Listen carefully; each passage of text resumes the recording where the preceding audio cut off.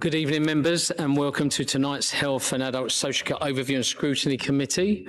Apologies for absence. I've got Leanne Trotter from Health Watch Medway.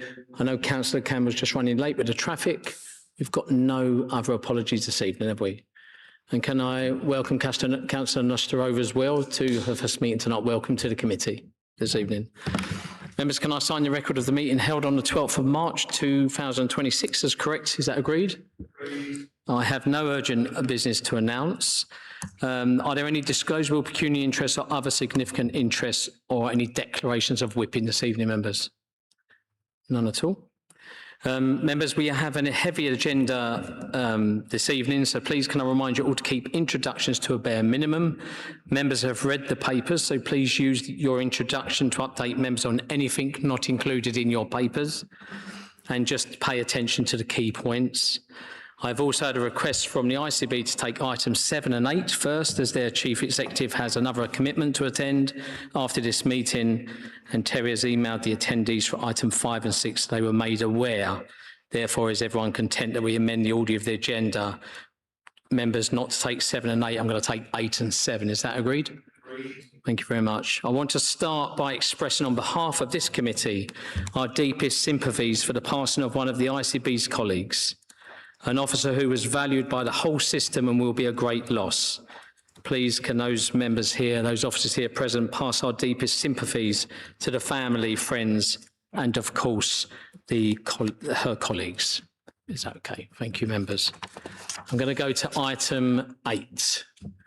Who's over to you to introduce it? Thank you very much. Hi there. Hi there. Good evening, everyone. If I just start, so I'm Dominic. I'm the Deputy Chief Commissioning Officer at the ICB. Good to see you all. Yeah, sorry. Am I a bit better? Yeah, thank you. So in terms of the Bedgebury ward, and I'm joined by colleagues from KMH, Adrian, who you'll know, Director of Transformation and Partnerships, and also Rafi, who's the Clinical Director, who'll give you an overview in terms of the clinical model and the rationale for the change. In terms of summary, this is a proposed pathway redesign, which has strong commissioning and provider collaboration in terms of this point. The model, the current model, and Rafi will talk more about it, is not in line with national expectations of rehabilitation. So we recognise that there is a need for change. And the current proposal is to redirect resources into a more proactive community-based provision. So the model is called assertive outreach, which is in terms of intensive community multidisciplinary teams, recognised model. And so the plan is that the services that are not in line in terms of national expectations are resources redirected into a new, more innovative community model. In terms of the current position, so admissions have been paused, and most of the patients are expected to leave by September later this year, with a planned closure of the unit, with obviously the new model coming into play. So I'll ask if that's okay, Rafi and Adrian, if you want to come in or just add something really about the clinical model and the reason for the change. Thank you. I can explain the basic constituents of the clinical model and what we wish to achieve through the move. Also, to put things in context so that the committee here is aware of the historical developments on how these models have developed and progressed over a period of time. Very important to keep in context development of what we call forensic outreach and liaison service that was put in place in 2020. So our forensic outreach and liaison service was not there when the Bedgebury model was developed and implemented back in 2016. It is a relatively later development in healthcare in UK. It has taken us time to establish our forensic outreach and liaison service. And this is the time when we can say that our Badgebury model or removing a Badgebury model is not going to affect our patient flow and patient care. So at the start of the discussion, we had a ward full of patients. We have worked through individual discharge planning efforts for every patient. We know that most of our patients will be discharged by end of September 2026, but we may be continuing our discharge process until January 2027. So the patients who are there in Badgebury, their care has not been affected. But because we have a much better model in place, it is appropriate that the money is reinvested into assertive outreach treatment service, which is the major gap in Kent and nationally in lots of areas. A team that will hopefully bridge the gap between forensic outreach and liaison service and the community mental health team when we are discharging people from care of forensic services.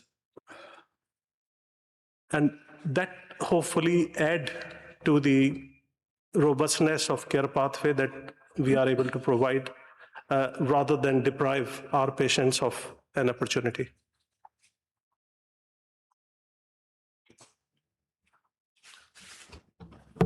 Just to reassure committee, there are currently 5 patients out of the 10-bedded unit who are currently still resident with us in the unit. 3 of those patients are already on what we call a trial leave and are working towards being discharged, as Dominic said, in September. The other 2 patients we are working at getting a solid discharge process underway with the aim to, as we say, have all those patients discharged from our care by January. And as ever, we're more than happy to work with you and alongside the ICB to keep you updated as to the process. So before I go to members, can I just have some clarity around, you've already started the process of closing, haven't you, on this ward? It's come here to us this evening, but you're already in process of closing the ward, right? Closing the beds. Is that correct? Because you've got a time frame here, must be correct, because you're already saying that you've got the time frame laid out, you know when. It's just for clarity for members before we go round, to just so they know when the decision's made and when the process has started, because it's only just come to us. So where are we on that process and when was the decision made to start the bed closures? Dominic? Tell me a bit of the history. Nope.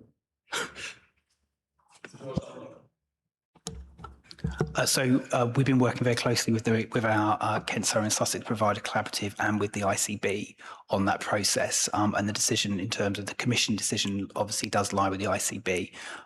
But in the early part of this year, we have made the decision, or we had the conversation with regards to what we should be doing, and further admissions to the unit were paused while we took stock of what we needed to do. Thanks, Adrian. So it's just to be clear for members that obviously early this year the decision was made around the closure of the beds, and it's here, and you're working towards that now. But the decision was made. I mean, that's the only clarity I'm looking for now, is when did you make the decision to close the beds? Because you've started it, you stopped admissions, so you obviously made the decision. I don't think we need to go on. I think members know where I'm going with that one. Members, who would like to go on this one? Councillor Wiley. Thank you. Good evening. The most important thing, well, there's 2 most important things, if that's possible. You've got a time frame of when you want to close the ward, and the patients are fitting into that time frame, not that should be their clinical time frame for the patients, which may or may not fit into your time frame. Does that make sense? I'm not sure when you would have discharged the patients into the community outreach, whatever, in the normal course of events. is this simply to enable you to close on your time frame? And we all know that the public do have concerns when people are treated in the community, when in the past they would have been in a ward with much supervision. So can you clarify them? And then if I can come back, please.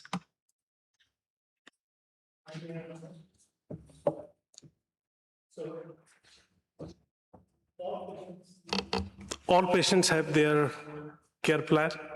It's a discharge from forensic service requires quite extensive connectedness with people's local area, with what we call provider collaborative or commissioners, and the step-down pathway. We are not rushing with any discharges. So we are taking the natural course of individual discharges. So the service decision to close is different from individual pathway decisions. So I can assure you that the individual patient care has not been affected because of the decision. Your second question, in terms of assurance to public, that when these people are discharged, especially after closing down one part of the pathway, whether we will be able to look after these people in the community. That is where I did mention the system we have and now is called Forensic Outreach and Liaison Service. So individually, every patient has an individual discharge plan. But if you are looking at the overall pathway, the pathway doesn't discharge people directly into the community without support.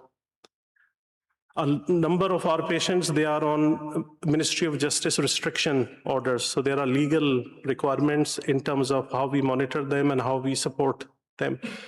So it's Forensic Outreach Liaison Service work with these patients for a considerable part of time and follow-up. Those patients who relapse during that follow-up phase, they are admitted back into the acute part of the forensic service. Those patients who progress in the system, they move to the care of community mental health teams. But we know in this process that some people, especially with a history of serious mental illness, they are difficult to engage and difficult to discharge between forensic outreach services and the community mental health teams. That is where the proposal to invest further into what is called assertive outreach team will make the pathway a better pathway in terms of patient care, but hopefully also in terms of public protection. Thank you. That answers my questions. Thank you. Thank you for the answers. But overall, the system will lose beds, which we know we are short of mental health beds within Medway and Kent. Why are they being closed, not used for, other areas of need?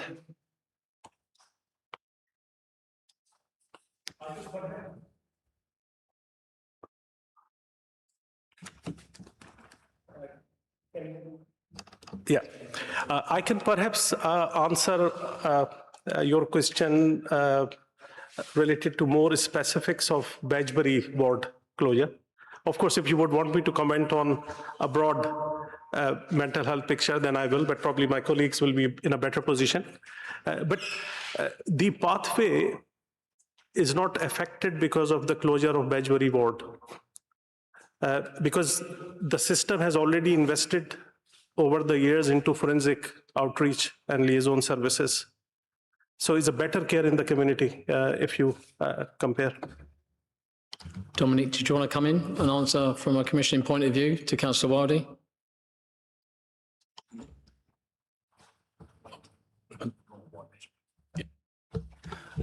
Just with regards to Bedbury unit is actually contained within a medium secure forensic site. So it has very specific limitations in terms of access. So we wouldn't be utilising those beds for anything else other than for the forensic specialty. And we do not have the need for that. The grounds that the Trevor Gibbons unit is contained in is a medium secure forensic unit that we wouldn't be able to purpose for anything else.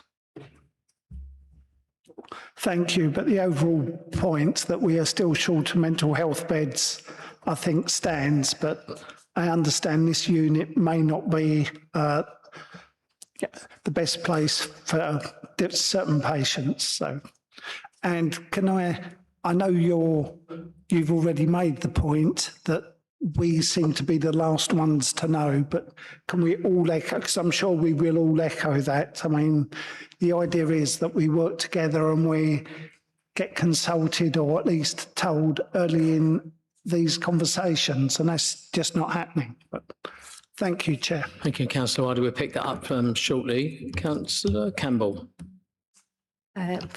Thank you so much. I think broadly speaking, I agree with that point that Councillor Wiley just made, that the end result is there are less beds in the system. And I think that really worries me.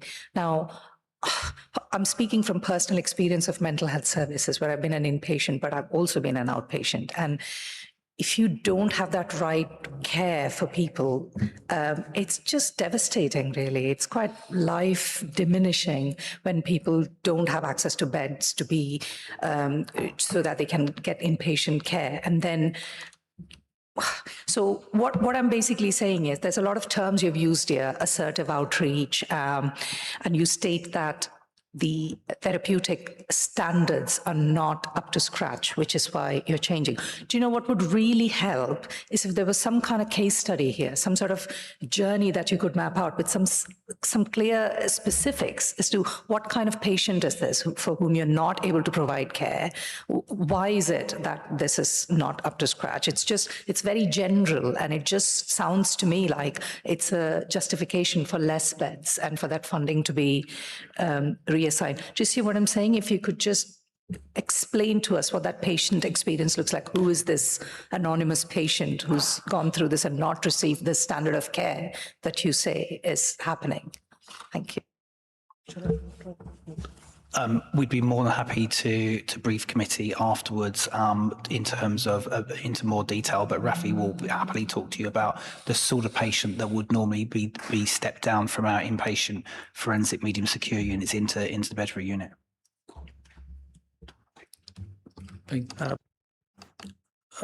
Happy to answer questions broadly about our system, as well as some of the concerns I think I'm hearing from the committee about national shortage of beds. Briefly speaking, there is a particular concern about people with serious mental illness, and service lines such as assertive outreach treatment, they are going to cover some of the gap that we have in care of people with serious mental illness in the community. There is detail to it, but I'm available to committee members now or at another time. I can come back for a discussion.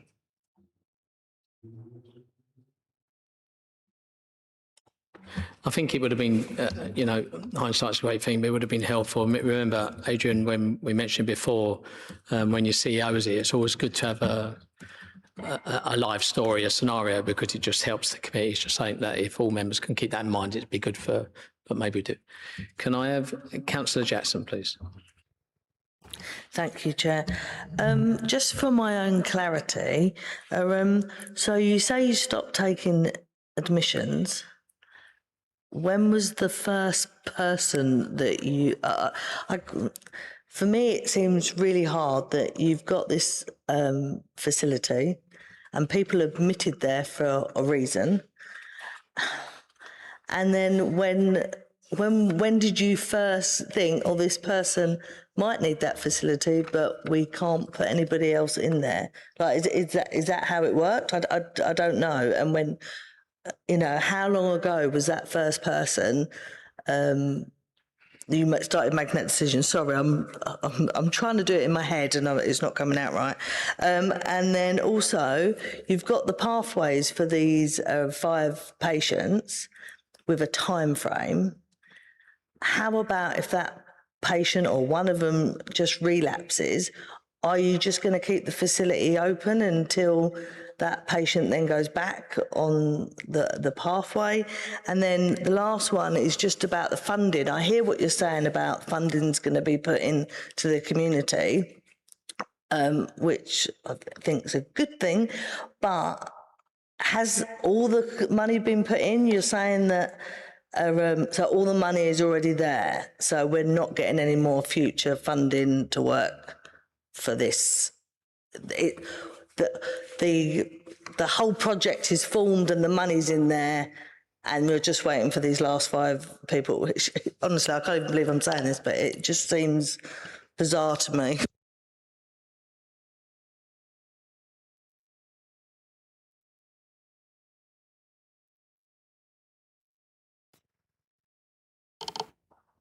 So in terms of the resource, so the resource that gets released will be put into in terms of the new model.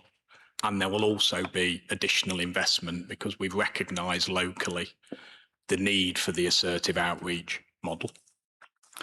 So at a minimum, there will be, you know, the money will be doubled in terms of the redirection of resource. There will be more money and investment going in to make the model work. Is the principle. Because it's, sorry, Chair, but it's just my thing. If it takes, we're still funding the facility with these 5 people in there. That's still being funded. And I'm not asking you to discharge them earlier than they need to, and I'm actually worried that might happen. What happens to that funding? I don't know. We're funding a facility that's got 5 people in it that should have 10 people in it. I don't see how you can fund both if all the funding's gone, and financially it's going to make you do the pathways, because you're not going to want to fund a facility that only has 1 person in it that's relapsed and might be there longer than your funding said it was going to be there, or they would. Thanks, Councillor Jackson. Any answer to that? So if I go back to the potential for some people, a scenario where a person relapses and need to go back into hospital. So the people who are in forensic pathway will go back to the more acute wards of forensic care, because that is what the containment and reinstatement of treatment will require. That part of the treatment is funded through a provider collaborative arrangement on a regional basis, which is across Kent, Sussex, and Surrey. So money for that bed remains available through provider collaborative. They also work with a system of private providers, so that if a bed is not available, then they are able to find an appropriate secure bed within the system. So that system is already there. System around people who are finally discharged into community outside of a forensic system. We will have a better system if we have a robust assertive outreach treatment team in place, because people who are engaging, they are able to engage with the community mental health team model. It is the difficulty that people who have serious mental illness and they decide not to engage with the services and do not go to the outpatient clinic. That is where the gap is covered by assertive outreach team, so that actually the team goes to them rather than them coming to see the service. I have got many others that need to ask. It's around the money you was after. Yeah, and it was just, I wasn't talking about someone relapsing outside, I was talking about relapsing while they're still in that ward. But don't worry, I'm quite happy. Yeah, thank you. I think you're on the I'm right not track. happy, I but- just think you need to find, it's the answer you're after, but I don't think we're there yet. Councillor Shoko. Thank you, Chair. So just a few questions. Firstly, regards to Medway Health Watch, I don't understand, I feel from the paper that they weren't notified upon this, and if not, why, and will they be before your final decision? I think you've confirmed that the current budget will be retained within mental health from what I've heard just then. Correct me if I'm wrong. And obviously that budget is going to be directed into the assertive outreach. Will there be any leakages coming out of this, and will there be money going to other priorities? Just to confirm that. And you also spoke about doubling the investment in assertive outreach. So are you saying in effect there will be an increase in investment within mental health provision? And how many patients are you looking to support? Are these just going to be patients who are already ring-fenced, who've come through the system, or are you looking at future patients as well? And is there a capacity number in terms of what's your capacity level? And again, I think... Councillor Shoko, do you want to hold that one for a minute? Because there's quite a few there, and I want people to answer your questions directly there, and then come back with your next one, Councillor Shoko. So Health Watch, who wants to go with that first? The engagement of Health Watch. That will be done. So it hasn't been done probably as proactively as it should have been. So, So Health Watch is the same as this committee wasn't engaged as well. So we're in the same position there. So Health Watch, Councillor Shoko was treated the same as us, basically with regards to that. The next question on that, who wants to answer the next one from Councillor Shoko? was around the resource. Just around the budget, just to confirm that money's still going into, all of it's going into there, and there's going to be a doubling up of it potentially. There'll be more money. There's a national requirement in terms of having mental health investment standard. So money that's dedicated and ring-fenced for mental health, of which this will be, in terms of, and the assertive outreach is a recognised model that we'll invest in terms of making that. So yeah, so there will be an increase in the investment made. And that capacity for the future.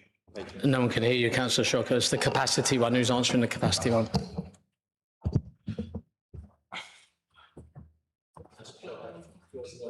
Oh, sorry. So we don't foresee that there'll be an issue with capacity because of the volume of patients that we're talking about here. Normally we would have 10 patients in Bedford, we're now down to 5. And the turnover of those patients is considerable. We're not talking a patient that would stay 1 or 2 days. They would normally be within that rehabilitation unit for a number of months, if not longer. So we wouldn't expect that the capacity to outstrip we wouldn't expect the demand to outstrip the capacity from the assertive outreach team. No. Last one, Councillor Shoko. Yeah, I think this question's already kind of asked, but in terms of obviously the evidence based for this model working, you say that the evidence is out there that this model works compared to what we currently have. Yeah. So this is one of the earlier models that was deployed when the community health model was changing. But as the investment into mental health community services shrank, that was years ago, this was the model that disappeared from the...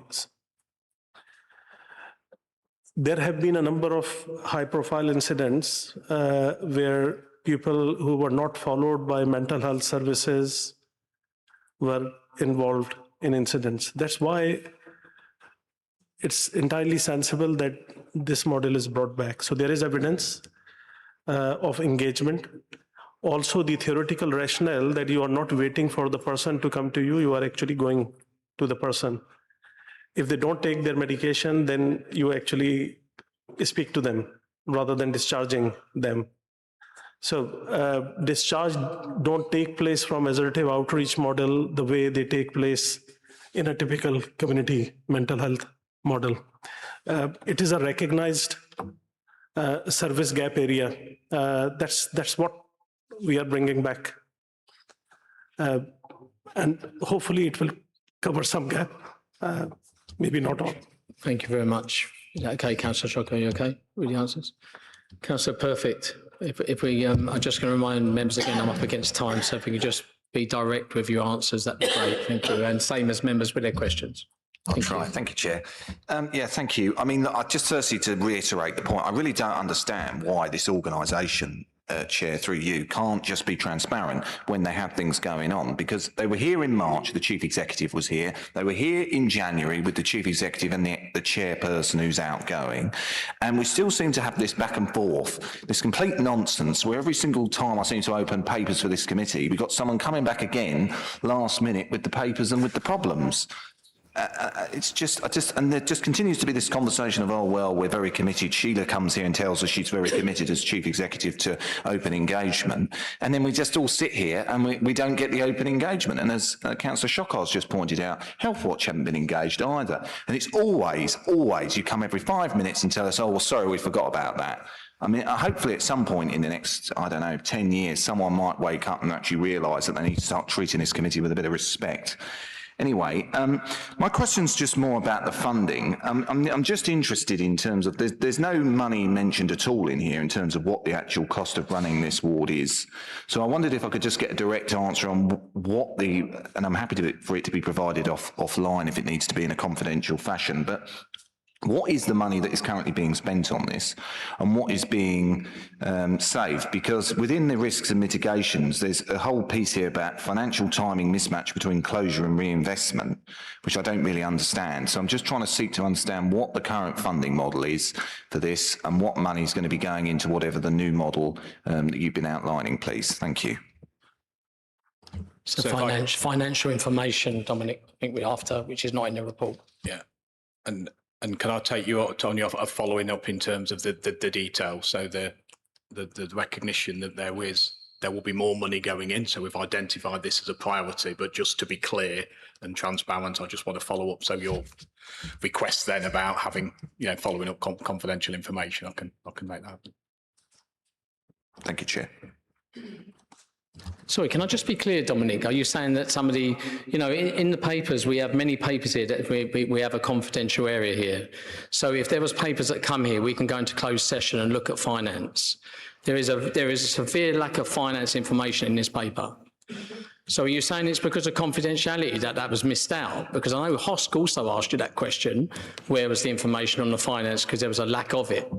And there's still now, when this paper's now submitted to us, there's still a lack of financial information. That's the point I think we're making here, is that we've said time and time again, when members come and say, we don't want to talk about finance because we're live streamed, we can go into closed session and turn the live stream off. I think we've got to get away from this. And I will, Councillor Perfect, I'll stick up a little bit for Sheila from I'm going to say campus again, it's never going to change. But obviously there's both sides here, it's the ICB and the connections, the two, but the finance element is just not good enough. And we need that, you all know the finance, you know what this is going to save you or this is going to cost you. You can't tell me you're sitting up there and no one knows the answer to that, because because you wouldn't have made the decision to close them beds if you didn't know how much it was going to save.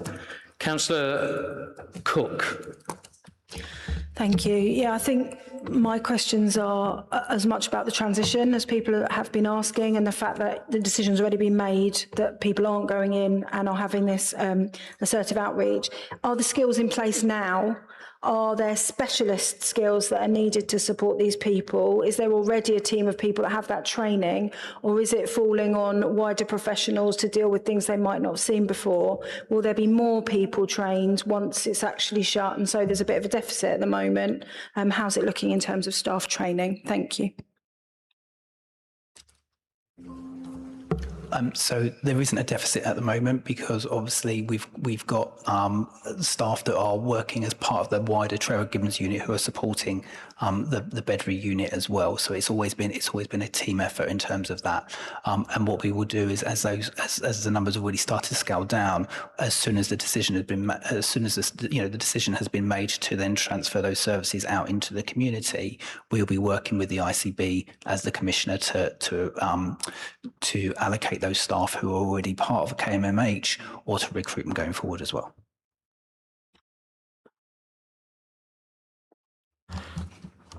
Councillor Crozier. Thank you, Chair, and thank you for the report. I'm just reading the paragraph that mentions should a person relapse or require admission in the future, they would be admitted to the most appropriate acute forensic setting based on their assessment of clinical need.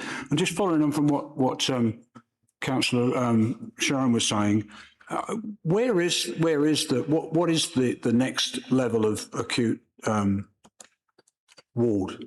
Why are those patients that are in Bedbury now not being transferred to that if Bedbury is so not appropriate? What's the difference? And if they get, why are they in Bedbury now at the moment when there's another service there that could be better for them?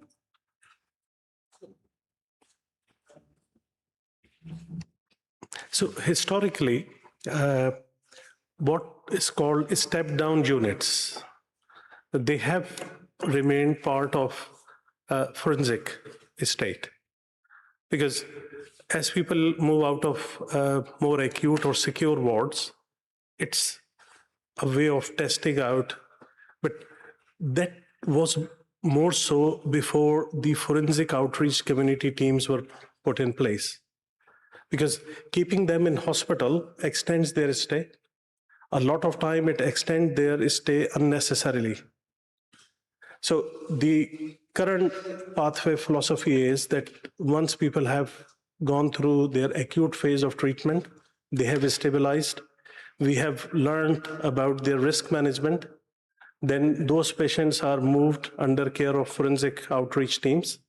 But moving out of hospital doesn't mean that a lot of people move to independent living.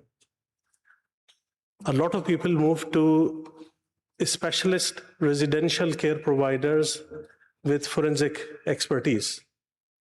So they continue to get the input and work on their community stabilization in the residential care setting whilst they are looked after by specialist forensic outreach teams. So in a way, the model has evolved from the old model of step-down pathways being part of forensic estate. I think we are in a better model going forward. Your microphone, Councillor Crozier. Sorry, I think I understand what you're saying. You're saying that the Bedbury model is no longer fit for purpose, but yet we still have 5 patients in that Bedbury model. Is it too dangerous? Is it too not good for the patient to move them out of that into another setting now? These patients, their care plans are in place. They are looked after by the team that were looking after them before the closure decision took place. None of them have come to any harm. Neither we have artificially speeded up their discharge pathway. So individually, they would have moved through the system in the way they are moving now.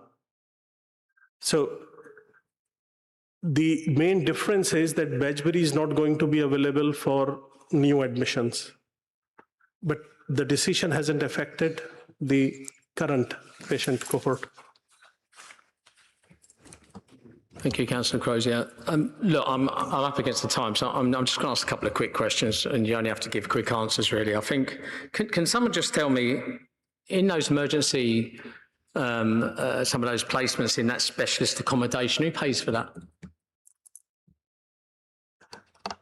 Sorry, I missed the question, please. You know when you have to place it urgently in some specialist accommodation, yeah. Who picks up that bill?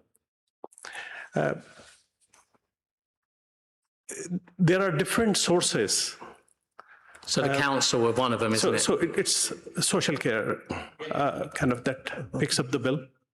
So decisions making, save money, you know, maybe right or wrong, okay? But I think it's really important for members to know that some of that, in an emergency, some of that specialist accommodation is picked up by the council, by social care, which is heavily under pressure anyway, but that's picked up by us.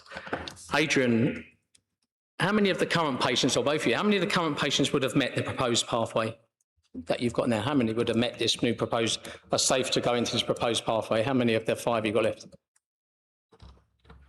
We would say all of them would be, because you would start that transition while they were in one of the acute forensic units as well. So it's a transfer of that pathway, Chair.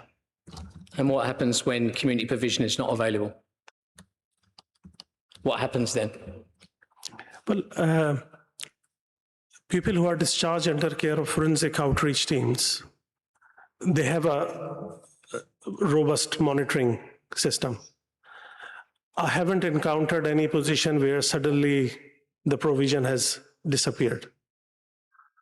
But I think if it happens, then it needs to be problem solved on an individual basis. That's probably what I can say. So Dominic, on that, thank you for that. And Dominic, on that provision and your placements and your commissioning, you know, your commissioning, have you taken into account some of that the extra placements that you may need? And, you know, because there are a number of additional placements that will now be required, has that all been taken into account in all the finances that we haven't seen yet? Is that all in, including the pressure on, if it happens where it's not placed and not assisted, it could fall back onto the council? Just put your mic on, Dominic. Sorry, I haven't got the background to that, so I'm not going to. Okay. So you haven't got the background to how many additional placements were needed during this document? No. Okay. So, okay, I'll leave the questions there because yet again we've got a document in front of us where, and thank you very much for the clinical background. I really appreciate that because it's a hard area and the staff do an amazing job. But here we are now with a paper yet again. It frustrates us all. Yet again, where no answers on finance from the ICB, not able to tell us on additional placements, a decision made already and brought here, not consulted with some of your partners like Health Watch, etc. We've mentioned it. I can't even think how many times I've mentioned it at this committee. Members might be able to add it on 2 or 3 hands by now, but yet again, a failure in coming and being bothered to speak to this committee, I think is absolutely disgraceful. And I would recommend, I don't know if members are going to agree, I would be recommending following Hosk in Kent and saying that this is a substantial variation. Councillor Purvitt?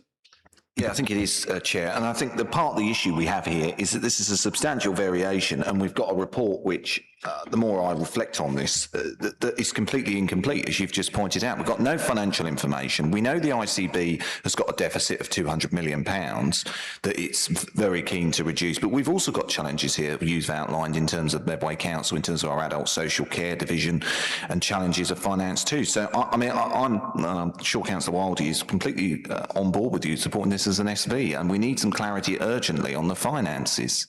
Thank you.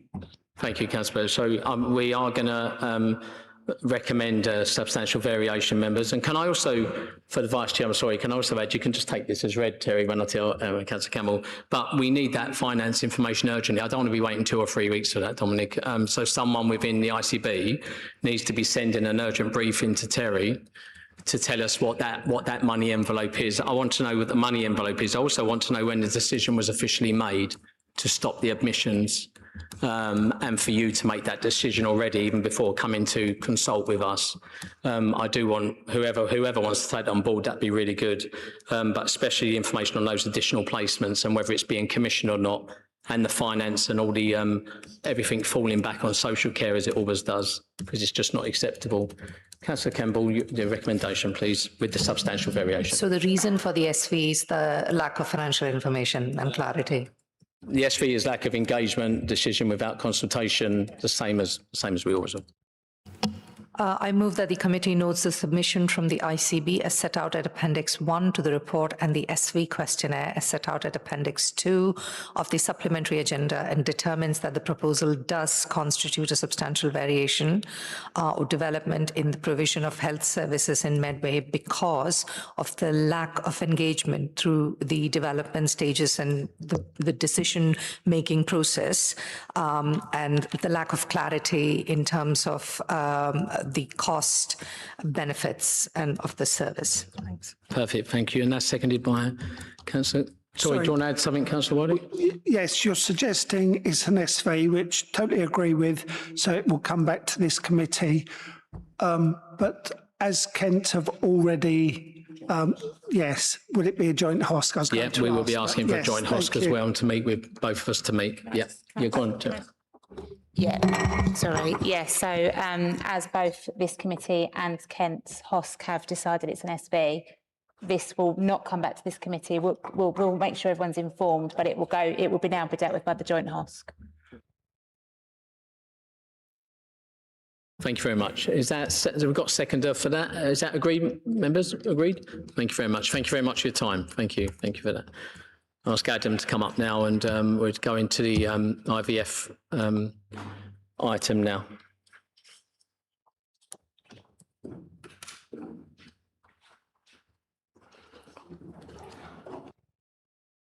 And Jim, while Adam's settling in, did you want to introduce yourself to members? Because I'm sure they're going to get to know you over the next few months. So if you'd like to introduce yourself, it'd be really helpful. I'll try. The microphone works. That's great.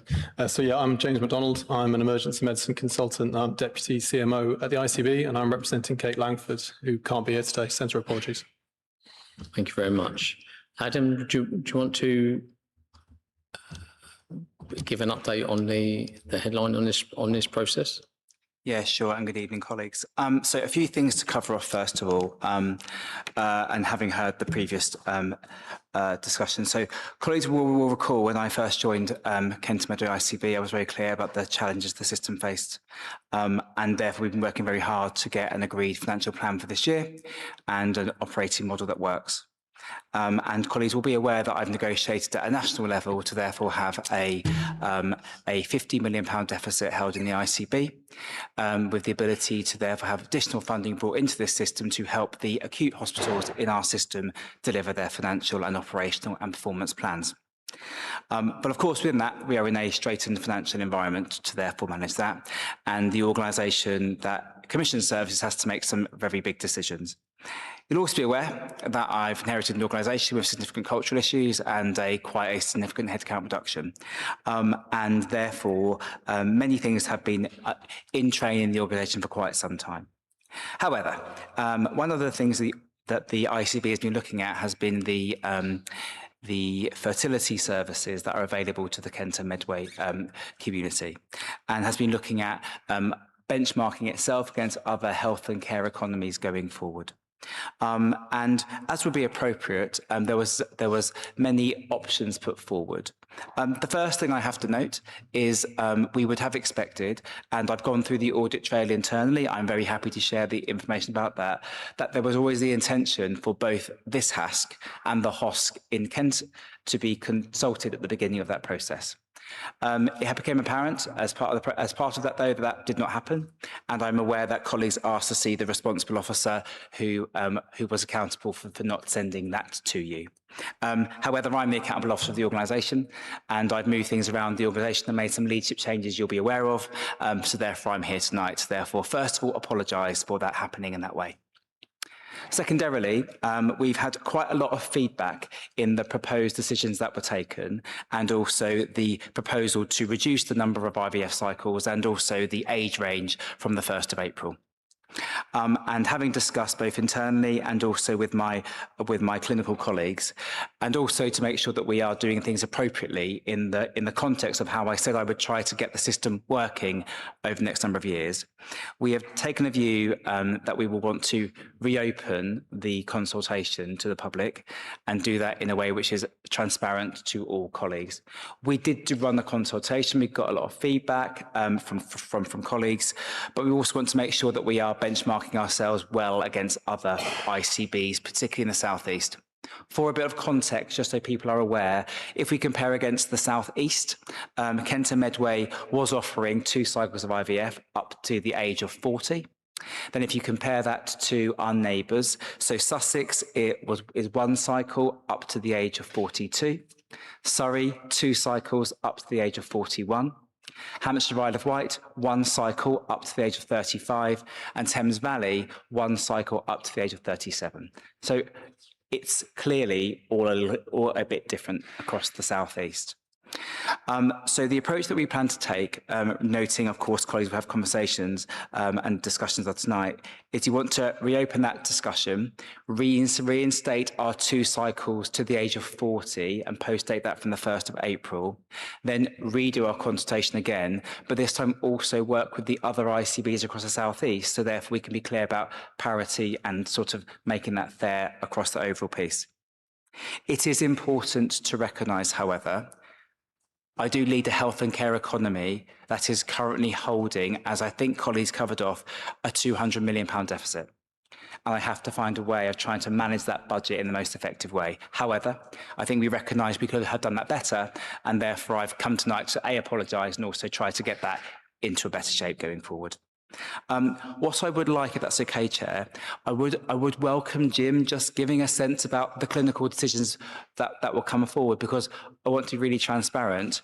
When we consult on this and then bring it back again, there will be some choices the ICB will have to make about what is acceptable across that going forward. But that's the development since the paper was submitted and the discussions that we've therefore been having. But Jim, if you don't mind just framing to colleagues how we make these decisions going forward, and then we can therefore very happily have any questions or challenge. I'm on. Yeah, and to say to begin, we understand that these are emotive issues for our patients and your residents. And these decisions are always going to be difficult to be made about IVF. As Adam was saying, given that we operate in a climate of limited funding, we wanted to make choices about IVF provision that would maximise the chances of a successful outcome for the number of treatments that we can afford to provide. As such, we made the 2 changes Adam has outlined, the reduction from the age of 40 to 38 as a maximum. And this is based on the likelihood of success. Broadly speaking, below 38, you have a chance of maybe 35 to 45% of a successful outcome for a round of IVF. After the age of 38 and declining after that, that drops below 25%. So that's why that date, that age was chosen. The second change we made was reduction in the courses of IVF funded from 2 to 1. And that, as Adam said, is to bring us into line with the rest of England. 70% of ICBs have just 1 course of funded IVF. So that was to bring us into line with that. And just finally, to give you an idea of the scale of the changes that were made, we can compare the impact on Medway residents from what happened last year. So in year 25-26, we offered 28 cycles of IVF to Medway patients, and of those 5 would have been over the threshold of 38 and 1 would have been on the second cycle. So 6 from 28 would have been impacted. Happy to have any questions. Before I just come to members, I think, there will be questions about, I'm glad you're bringing it back, but there will be questions. I think, Adam, I think I've got to say, we're very transparent. I'm going to say it to you, that I'm sure you get the feel of disappointment here from this committee. I can't understand for 1 minute how your board and you and your executives pick this up as a small mistake. When Healthwatch, you still had your 49 responses, they were going out for consultation. It wasn't just as if it was, we're going to do this, find out what's going on and just get on with it and hopefully no one sees, because they did go out for a small consultation. Healthwatch, again, not communicated with. HASC not communicated with. HOSC not communicated with. Surely it gets to a point where you think to yourself, it gets a bit embarrassing when every time your officers come here, this committee keeps saying the same thing. And, I'm sure people may go off and say, well, they're councillors, they can have a go at us, but we all have the same challenge here. We know your challenge with finances, but we are looking out for our residents. We want, as you do, we want the best for our residents. And yet here we are every single time arguing over why consultation has not happened, why this hasn't happened in your teams. What fail-safes do you have in your teams that tell them not to go to consultation, not to because for the last 3 years, 2.5, 3 years, we've been talking about this and we've had promises. All your teams must be aware that they have to do consultation. Surely it must be frustrating when you get to a point where your teams are forgotten. And I'm not going to pull out an individual. I'm talking about the ICB and your teams and the culture and the ethos that allows a critical part, which is engagement, not to be ticked off and not to be done. Surely that must frustrate you. Well, you've started to know me quite well, and I think colleagues behind know me quite well about my general irritation when due process isn't followed. And I think also colleagues are aware of the context of the system that I've been asked to lead. And also, when I first came to see you in October, I think my paper was very clear of the challenges that we had and how long it would take me to get this starting to move in the right direction. So yes, it's frustrating, and I've apologised. In reality, I think you're aware I've changed the entire operating model of the ICB. I've reset the system's financial architecture, and I've also got a very different leadership team who I've either joined or are joining the ICB. And I'm very clear about the operating model about due consultation in the organisation. We have a set of commissioning intentions that we are producing to therefore discuss with you in July. In there, we'll outline all of the things for the next 3 years we aim to be doing. I don't think that ever existed in this healthcare economy in my experience. And therefore, that will describe things that we're looking at that will be at times challenging for us. So, for example, I've just watched the mental health discussion.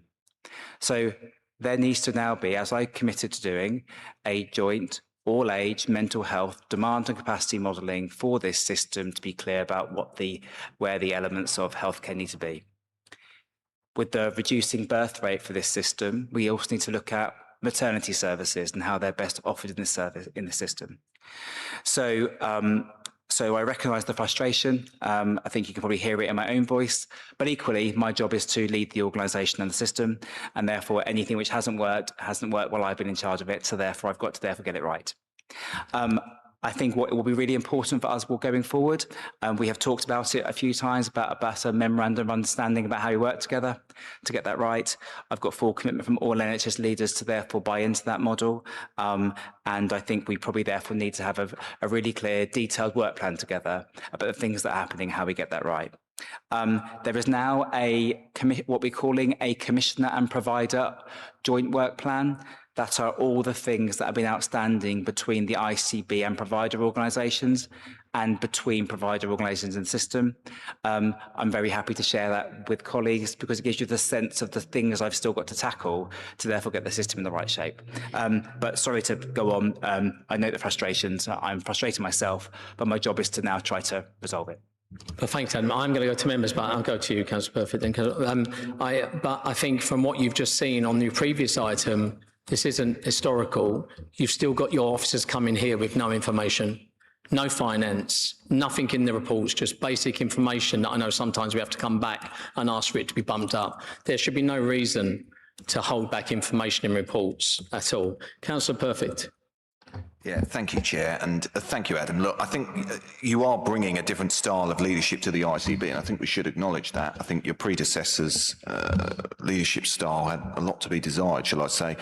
I mean, I think my concern is actually a lot worse than this. This is actually illegal. What you were doing was illegal because it's very clear in this report, point 3.4, the Local Authority Public Health and Wellbeing Boards and Health Scrutiny Regulations 2013 place a duty on NHS bodies and health service providers to consult health committees, scrutiny committees on any proposal which they have under consideration for a substantial development. This obligation requires a notification and publication of a date. And then you go to 3.2 and it was in early 2026, we were told, after it had already been implemented. So it's illegal, it's not just wrong. And to me, that raises serious concerns because this is an organisation, that is responsible for healthcare in Kent and Medway. It's a very large organisation with a board of people that are paid significant amounts of taxpayer money, an executive team that are paid a significant amount of taxpayers' money, and nobody at any point in that process has thought, oh, we might be doing something that's illegal here. I mean, it's just really disappointing. And I think, look, I acknowledge that you've committed to changing the working relationship. And I think, you know, talking to colleagues in other parts of the country that have worked with you, you know, over previous years in your previous roles, I do have some trust that you will do that. But I think, you know, we need to start to see that happening at a pace. And I think we need to sort of, you know, reset the relationship. And I'm glad that you've committed to that work plan. I mean, some of the questions I just have at the moment is just around, obviously this has been undertaken, but and it's sort of summarised in this report, but the thing is, residents will pick up on this. I mean, I can see the press in the gallery. You know, that I'm sure the Kent Online and others are going to report about this meeting and have already reported about this IVF issue. And it plays to a wider problem that we're facing, not only here in Kent and Medway, but the NHS is facing across the country, which is challenges of public trust. And we have significant problems here in Medway already with a hospital that's one of the worst in the country, according to statistics and league tables, with an ever-changing top position sort of fiasco. We have significant issues with one of the previous organisations that we just had that was placed by the CQC, you know, into what was effective, you know, sort of special measures type order. And of course, we've got then the public perception all of this. And when we go out knocking on doors and the members of the public write to me, they express all of these concerns just about the brand NHS. And at some point, it would be really positive to just start to see things being done correctly, because some of this is very basic. And if the council was doing this, they would be held to account a lot more sort of vigorously, because we're elected, you know, and people are more held accountable closer to the community. And I think there's a big part of this disconnect that the public feel is that a significant amount of NHS England, and this isn't the point for you to raise, it's just a general point nationally around the way in which our healthcare system is structured, is so huge and difficult to understand that members of the public write to us and they write to their MPs and they don't really understand that the disconnect in terms of the leadership. So my question just is around the implications of all of this and what the public, I mean, those that have already been impacted by this change, what the communication piece has been out with the public, and in terms of those that are interacting with your services, probably more for you, Jim, in terms of if you've heard anything from residents that have come to you with concerns that might already be receiving IVF or might now not be taking it because they've heard about this. And just in terms of what the general communication strategy will then be around the new consultation, particularly for the general public, because I think at the end of the day, yeah, we can be concerned about your consultation of us, but the people that I'm most concerned about are residents that might have been trying to access some of these services are now a little bit confused. So I'd appreciate a bit of an understanding on that, please. Thank you, Chair. Thank you, Councillor Burke. Councillor Cook, can I just say to members, I don't mind you mentioning saying, but it is to the item, obviously the item will go and then we'll go back to joint HOSC because of the process. But obviously some comments being made, but bearing in mind, you can make some comments around the process and the IVF, you know, your comments made anyway, but they are going to go back out to engagement again. But that doesn't stop your questions, Councillor Cook. Yeah, thank you. I've got a couple of questions around the kind of hidden costs related. I think that, you know, the figures in here about number of women going through this process, there's a huge number of women that will be affected by these decisions that aren't within these figures. And firstly, I'd say, personally, I find it really difficult that there's not a woman here as well to have this discussion with us. I think there's a diversity in this issue that needs to be reflected, and it's really difficult to not feel done to. And that's a personal reflection, Chair, but something I just personally find quite difficult. I think there are costs related to women who are waiting for this treatment and perhaps, for example, trying to lose weight, trying to hit eligibility criteria. They've been looking to this for a long time and it feels like a very quick decision. And the date obviously in here around the April decision, you know, there are women that might not be on, quote, your books, but might have been working with healthcare professionals or looking towards this for quite a number, you know, an amount of time. And this is a really emotive topic. And so to suddenly make that change, much as Councillor Perfect was just saying, without that kind of lead-in time, I'm concerned about the wider costs. We've just had a really frank discussion about mental health and wider support, and what are the wider costs of not supporting our residents in this way. And secondly, I'm concerned about a really specific thing, which is the reduction of the number of embryo transfers and what that means for storage of embryos, and whether that means there's a longer cost or whether it means more embryos are going to be destroyed, and all of those debates that would want to see in this kind of paper? So they were the kind of glaring questions for me, Chair. Thank you. Do you want to carry on going round and you come back again in a moment, Adam, maybe? Councillor Wiley? As it's coming back to the joint HOSC, just a quick question or two. How much will it save between offering one cycle or 2 cycles? And the numbers I think Mr. MacDonald gave was 28 women went through the process. At what point does that skill set drop because they're not treating enough patients? Because obviously you have to keep your, I'm sure skill set is the wrong phrase, but you have to keep your professionalism alive and working well. And I would have thought if you was going to save money, and I know it has transportation costs, but you would join up and have a centre that does, you know, many more to keep up the professionalism and close smaller centres. But that to me would be the better cost saving than to cut the cycles. And one other quick comment, Councillor Cook mentioned the process some of the women have to go through. That can take years. So you can start at 35 and you're very soon 38 and you're saying some people stop at 38. That seems totally wrong. If you're in the process, they should be aware of the timescale and, you know, look at that more effectively, in my view. Thank you.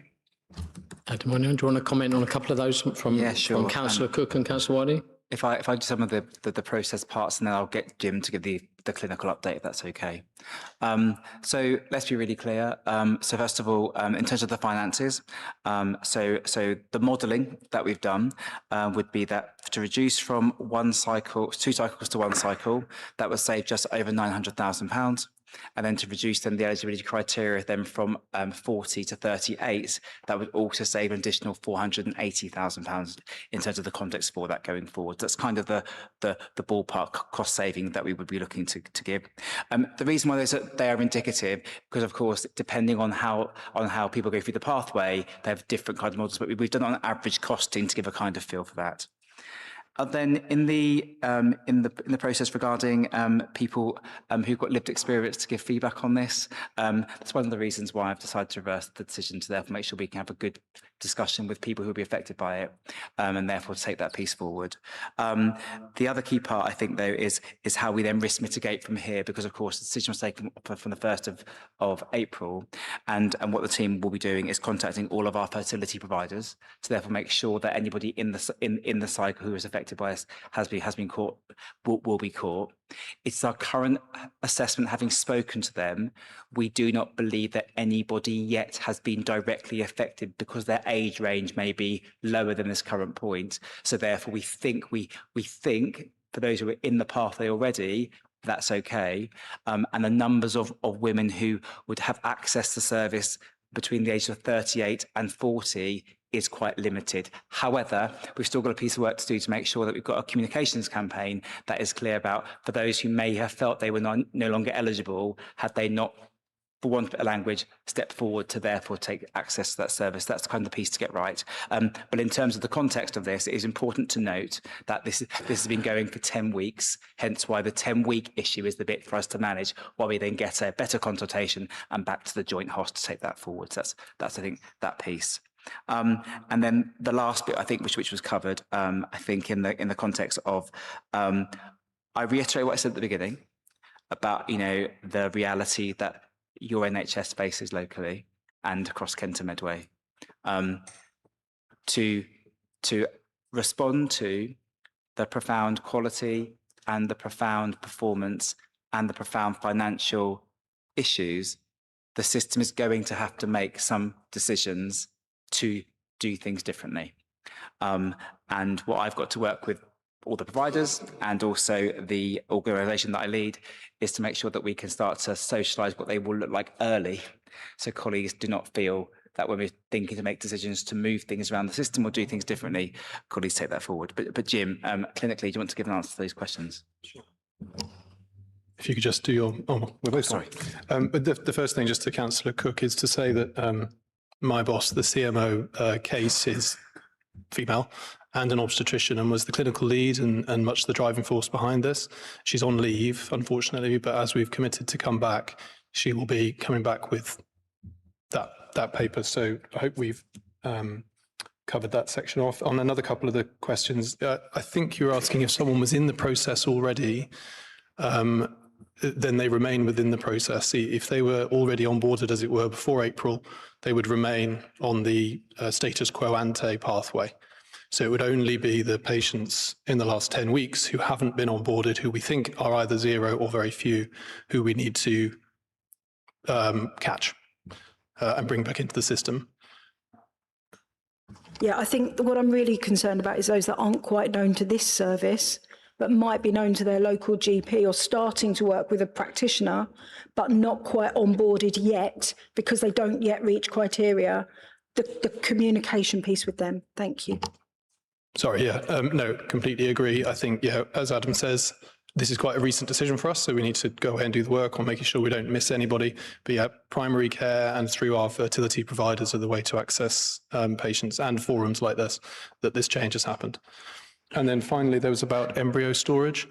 I'm not an expert on fertility medicine, but my understanding is that if the embryos are already stored, then there are the 2 transfers available, and then any embryos after that we will make available for transfer to another provider, but not funded by us, if that makes sense. Okay. Councillor Mardy, your points were taken on board. Councillor Shocker? Thank you, Chair. So the average age of first-time mothers in England is now 30 and rising.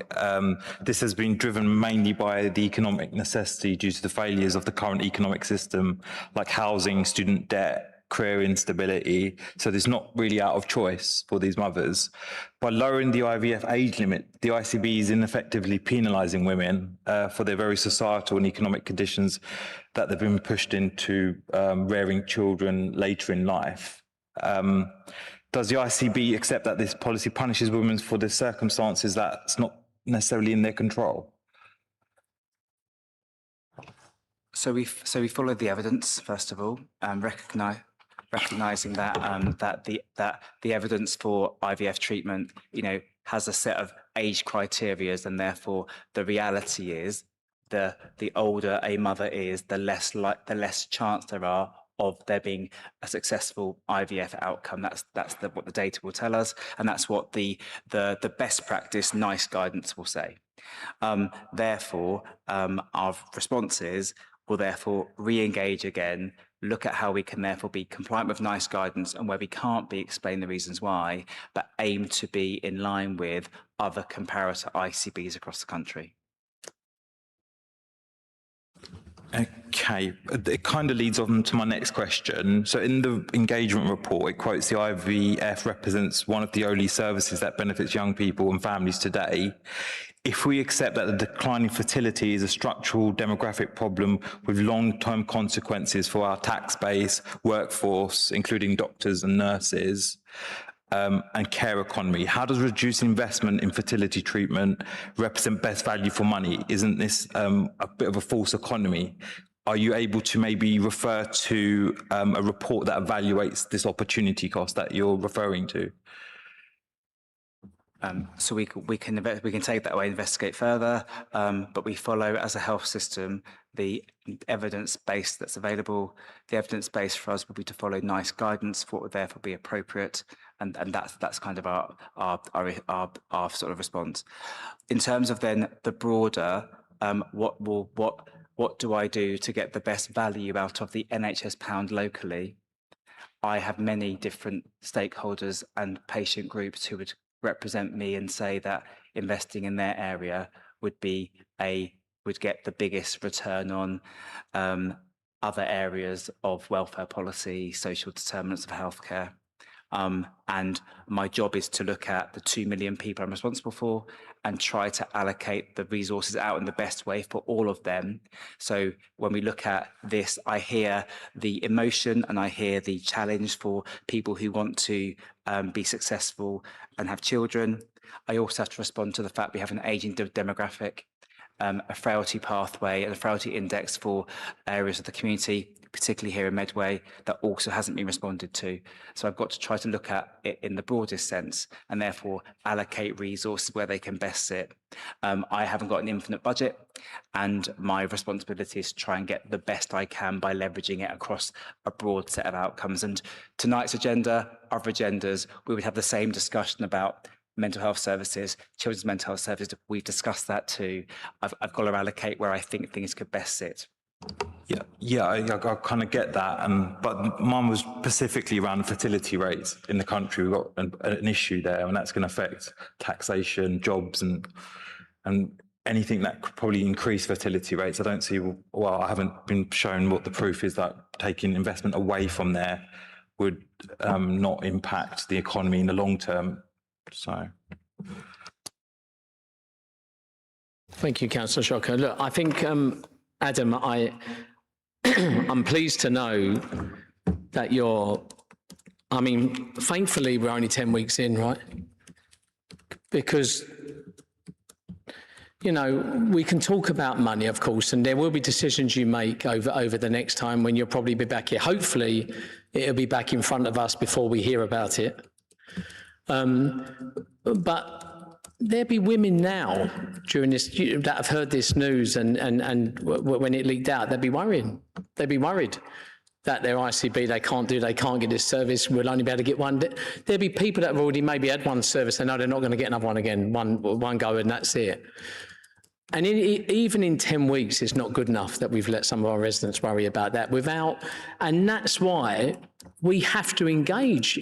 When you're making critical, I mean, look, I'm not teaching you to suck eggs here because you are health professionals, all of you. But when you're talking about people's lives and people's hopes and dreams and whether it's successful, that makes it more important to engage. That makes it more important for them to know why you're making the decision, because we haven't got masses of information in our papers. There's not masses of financial information. Again, lack of information. But, you know, sometimes on those decisions you have to make, you've got to back it up with the evidence and data.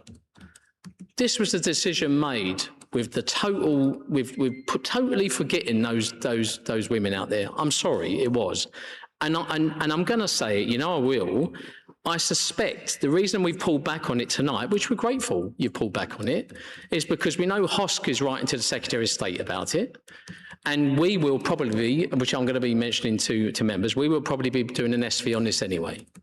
So I'm sure there's reasons when you've looked at this, I won't ask you when the decision was made, etc., but to pull back.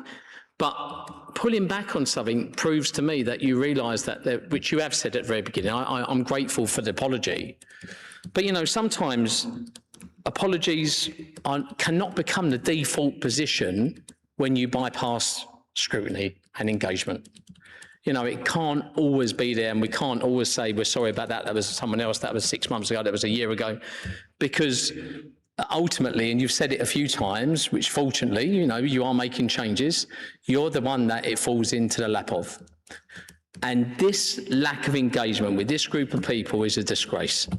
I'm sorry, we shouldn't have, you know, many of them are still going to be sitting out there now. I'm not hearing, you know, thanks for answering questions, but we need much more detail. There are people out there now that still are not sure we're stopping it for a minute. What's the timeline, Adam? When are you restarting this? When is the engagement? What is the timeline? How long are we going to wait? 5 months, 6 months? How long? So the process, first of all, is you want to spend the next 3 weeks till they're really clear about what the impact of the 10-week thing has been, and that has to be our focus to get that piece right, first of all, and that's our primary aim. We then aim to be really clear through July, because July we take to our public board the draft commissioning intentions for 27-28. So you'll probably be aware, NHS Kent and Medway never had any. And it's quite a normal thing to say, this is what we're planning to buy next year. And how you tend to do that in a way which I'm more familiar with is you would do a draft document that we would work on internally and then test with colleagues through the summer. What it therefore means is that we will come to you with it and go, what do you think? These are the choices we're thinking of making over that time. It does another thing also, though. It then sets what we would call the contracting round. So for your local providers, Medway Foundation Trust, Kent Community, who I know are coming later to talk about the integration with MCH, KMMH, the mental health provider, and primary care, you will know what I'm aiming with my team to buy from them in 27-28. You'll also know what I'm aiming to review. So I'm aiming to review mental health services, maternity, learning disability services. And then what I would then look to do is therefore have a scope for that review done that I therefore socialise with colleagues and bring to you. That's kind of the way of working. So the reason I'm saying that is I want the fertility reviews to be part of those commissioning intentions, because what I don't want is I want to be really clear, this is what we're doing next year. It's all really clear for people to see, and then we can therefore frame that. And the indicative timeline for that work plan, to be frank, is we would look to re-engage at the beginning of Q3 with the community about what those services look like, and therefore have that engagement process. So that's kind of the rough timeline. That will be confirmed, though, in the July board for us to go out to consult, but that'll be formally agreed in the September board of the ICB, where we formally sign off the commissioning intentions. And I've given myself the challenge and also the challenge to my board to say, are we really clear that all of our stakeholders have come back to us with their formal response, and what have we done with that going forward? So that would be what a more normalised commissioning cycle would look like, and that's why I'm looking to place the fertility review into that, so we can see all the things we're doing in an open and transparent way. And I know I'm going to keep a couple more minutes because I know you've got to go. I think, so to be clear, you still believe, even though we're going into engagement, you still believe this fertility review needs to happen from an ICB point of view. You believe what's down there, bar the mistake of not engaging, you believe that cutting the service down to one is the right way to go. So I believe we've got to follow the evidence. So I've got to do a number of reviews. Sorry. What do I believe at the moment? I believe that I've got a significant financial challenge for 27-28 to manage, as has the local authority. So you'll be making decisions internally about what you can and can't afford. I have to do the same thing too. So what I'm saying is, if I don't choose to progress this, I'll have to progress somewhere else. And what I'm trying to work out is, in the balance of what that plan looks like, what is the best way of doing that going forward? So no, I can't rule out that we won't come back with a revised IVF criteria at all. But I can't also come back and say I won't come back with a revised model for maternity services either for our system. I've got to design that with our clinicians and come back with that model. I do hear, though, the challenge about data evidence, the underpinning financial assumptions for all these decisions that we're taking, and I'll take that back. So that's kind of the approach we'll go to. Thanks, Adam. And before I go back to the SV, I must say, what would be good if someone in your team does a look at some of the other contracts and make sure they've been, because I think, like I said again, and I'm going to say it again and again, the patience of this committee, and including the HOSC as well, I've seen is running low because it is constant, and it would be good if one of your team just checks whether how many more of these mistakes are sitting back on your shelf, done before your time even, and whether they're done before your time, like I say, it all falls to you now. How many of these mistakes, because, you know, some of these mistakes impact people's lives horrendously. I'm going to ask about the SV. Have I got support for an SV for this item tonight? Thank you very much. Vice Chair. I move that the committee notes the submission from the Integrated Care Board as set out at Appendix 1 to the report, as well as the retrospective SV questionnaire and engagement report attached as Appendices 2 and 3 to the supplementary agenda. I also move that this committee determines that this proposal does constitute an SV substantial variation to the health services provided in Medway due to the lack of consultation with this committee and with the wider public, and the lack of information in this report. They're content with that, Councillor Riley, and other reps content with that SV. Okay, is that seconded and agreed? Agreed. Thank you very much. Thank you, Adam. Thank you very much for your time. Thank you. if the ambulance is the ambulance item now. Yeah, can we have the, we're going to go for the ambulance item. We're going to have a 2-minute comfort break, but you can come up. We're just going to have a 2-minute comfort break.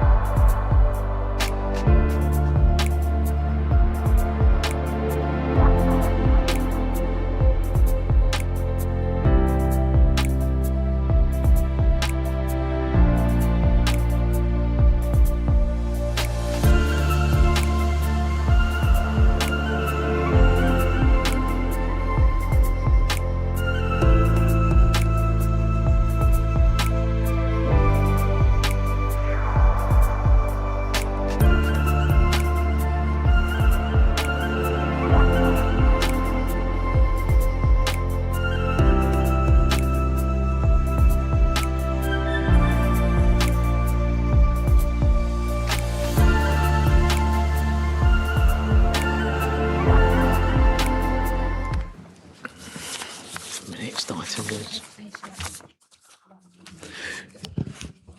Now moving on to our next item, and we've got James. Do you want to just introduce any headlines? We've read the papers, obviously. Anything you want to bring to our attention? Yeah, good evening, councillors, and good to be back in the HASC. Sorry, guys. And thank you for the opportunity to just do a bit of a briefing. I'm not going to add much to the paper. I think you'll be delighted to know a couple of things. A small apology that we've used an acronym in there, which we shouldn't have done. For those who eagle-eyed amongst you on page 7 would see it refers to CAD, C-A-D. That's criteria aided, computer aided dispatch, sorry, and EPCR, which is the electronic patient clinical record. Two fundamentals of the things we do. The computer-aided dispatch is the system we use to dispatch ambulances. It's core to what we do. So apologies that's not there. And just another couple of highlights, really, just to say this is early days in the journey that we may be embarking upon. We've moved to a group model. The definitives are we've appointed a chairman. Colin's been appointed since on the 5th of July, and our new group chief executive is going to be coming to us in the autumn. You'll note I don't have a date for that because he's yet to be released from his current role. We have an interim arrangement. So those are the kind of definitives. And just as one of the questions I think that councillors are wanting assurance on, how does this affect people in Medway? At the moment, there will be no impact in the short term, in probably the medium term. In the longer term, this is about how we collectively join up organisations together and get the best out of both. And I just want to stress, it's not about levelling down, it's that terrible phrase about levelling up. So we are performing better than our colleagues in South Central Ambulance Service. And what we aim to do is to share our learning with them about what we've done to get to where we are. And consequently, they have some expertise in other areas that we probably lack. So, and it's also about the ability of a group to go forward and purchase the computer-aided dispatch system, which is a very expensive item and a very significant item to get right and do it right. Have that resilience, having the same system across both organisations gives us really good regional resilience. And of course, in the background to this, at the high level, we are now subject to one single commissioner rather than what we had before. So there you go. I'll stop there and look forward to your questions. Thank you. James, are you happy to take questions from members and we can attach the presentation to sorry? Yeah. Do you want to go through the presentation, or do you want to, or do you just want to? I'm happy for questions, and because are members content with that instead of the presentation? We just have that as a sent out. We can do. You've got it all anyway, so it's in the pack. So, are you okay with that, Councillor Wildy? In the pack, as it's called, it talks about transformation opportunities and unlock efficiencies, which we read about that all the time. Reading about it being successful, I can't really remember that happening. Now, I can understand that there might be joining up at director levels or moving management buildings, but will this include basically cutting the number of ambulances, ambulance stations, or anything that the public across the whole area would actually need?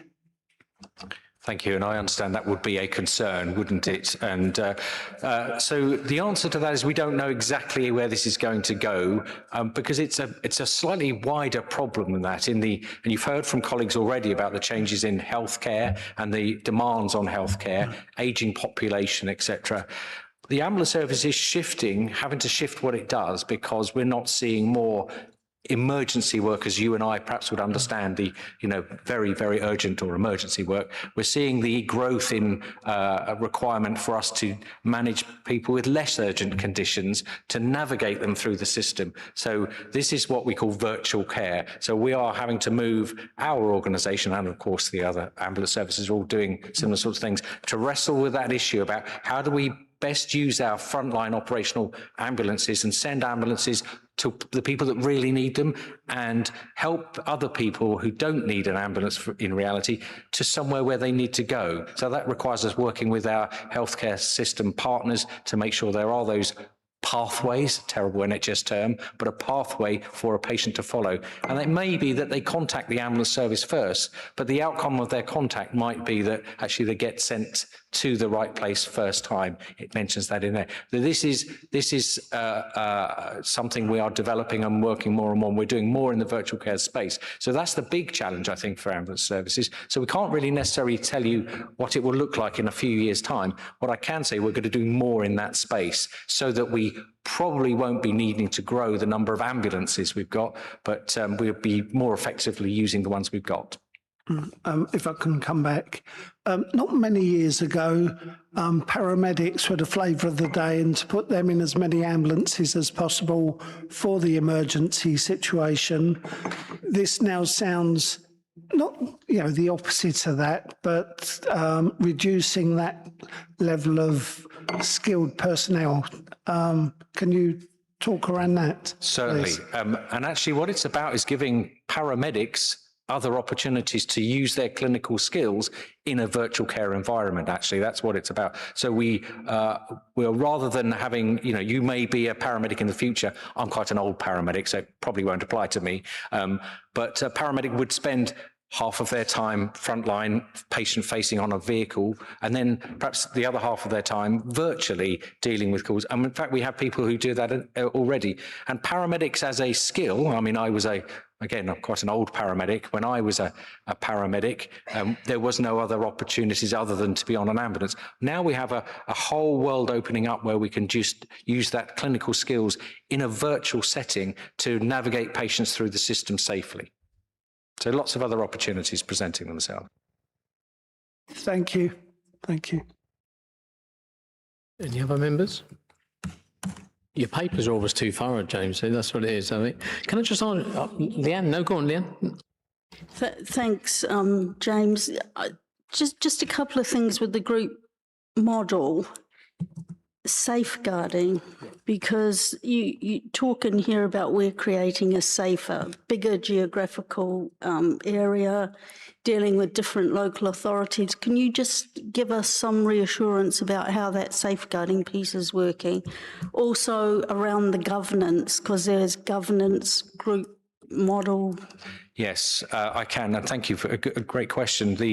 So safeguarding has become a very important and part of our way we operate. It sits underneath our Quality and Nursing Directorate. We have expanded the teams over the last few years to meet the requirements of safeguarding. Safeguarding has, I would say, really crept up the agenda quite rightly, so that operational crews now think about safeguarding. So if they've got, I'll use one example, a patient who may not wish to go to hospital, this happens quite frequently, they may not be making the best decision. There are routes now to safeguard those people, and we do a lot of work with local authorities.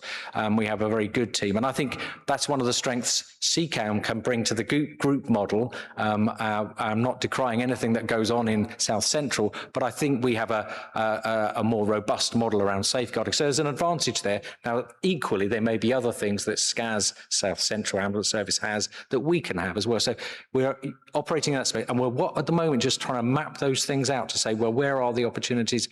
Where do we need to do things together at a high level? And to other councillors' point about actually, can we realise a real efficiency? That would be nice, wouldn't it? The governance as well, Liam, was that? Yeah. Did I miss something? Yeah, the governance for. Sorry, governance. Yes. So we have, again, with the Quality and Nursing Directorate, really good, robust governance. We've had some great experience. We brought in people from outside the ambulance service, so nurses and other skilled professionals who lead the way, because we needed their expertise around that to work with. And we have people with backgrounds from safeguarding in local authorities as well, who now work for CCAM. So actually, I think our governance arrangements are stronger than ever. We could always improve things, but at least we can say we have really good governance arrangements. So I'm quite content that we could always say more about that, but I'm not the expertise, so I'm going to hold my fire on that one. Thank you. Councillor Perfect. Yeah, I think we have an expert on the governance. We've got a governor of CCAM as our brilliant deputy chief executive, so you're very lucky. Just from me, just in terms of the longer term strategy with this, obviously I assume the view is longer term you want to move from a group to merging the two together. I guess I mean, you're going to probably say no, but you know, no, I've never seen anybody do a grouping and never move to a merger. So I don't know, but I'd just be interested in terms of what the longer term strategy now is for CCAM in terms of how these two, how obviously you've set out within here that how this is going to complement each other. But I guess longer term for people in Medway, is it going to be the financial savings? Is it going to be better services? Is it what would you say if in 10 years' time we were looking at an integrated CCAM and South Central ambulance? I don't know what the acronym is for that. What would people on the ground here in Medway be feeling?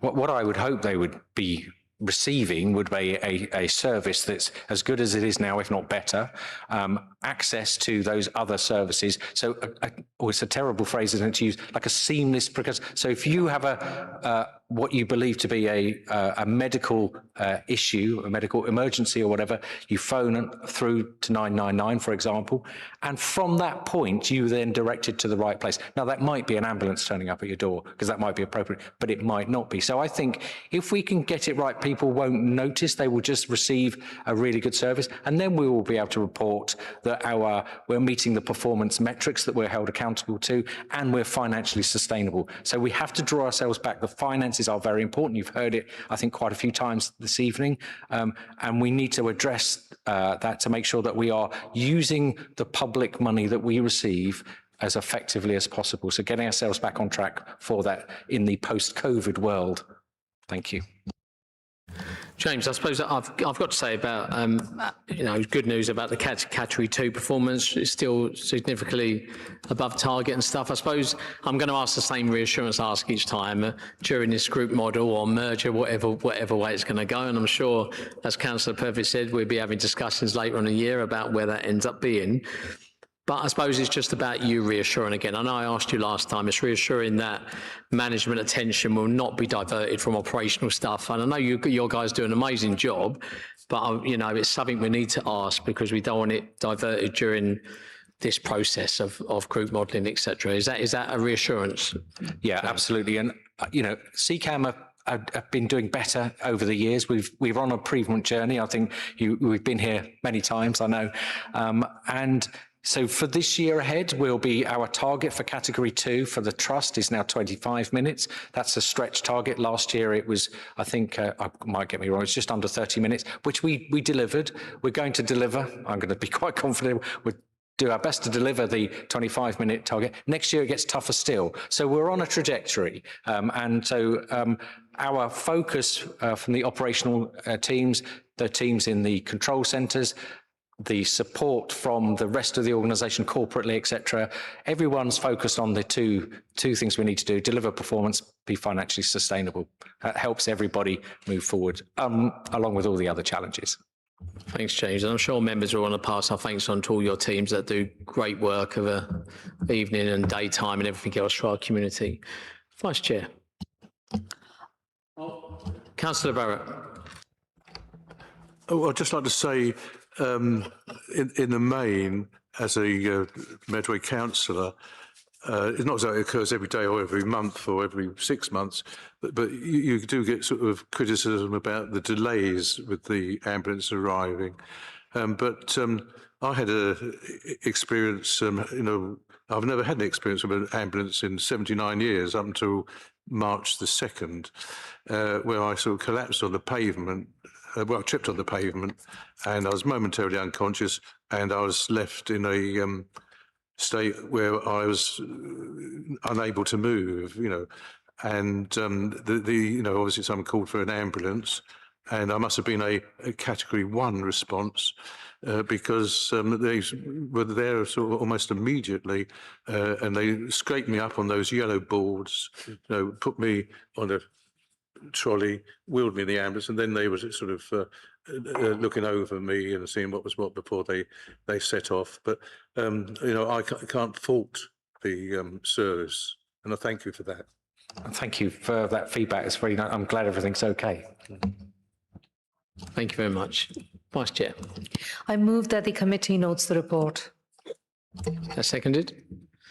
Seconded. Agreed, members? Agreed. Thank you so much, James. Thank you for your patience this evening. Thank you. Can I ask item 6, can we have the integration between KCH and MCH, please, up to the table?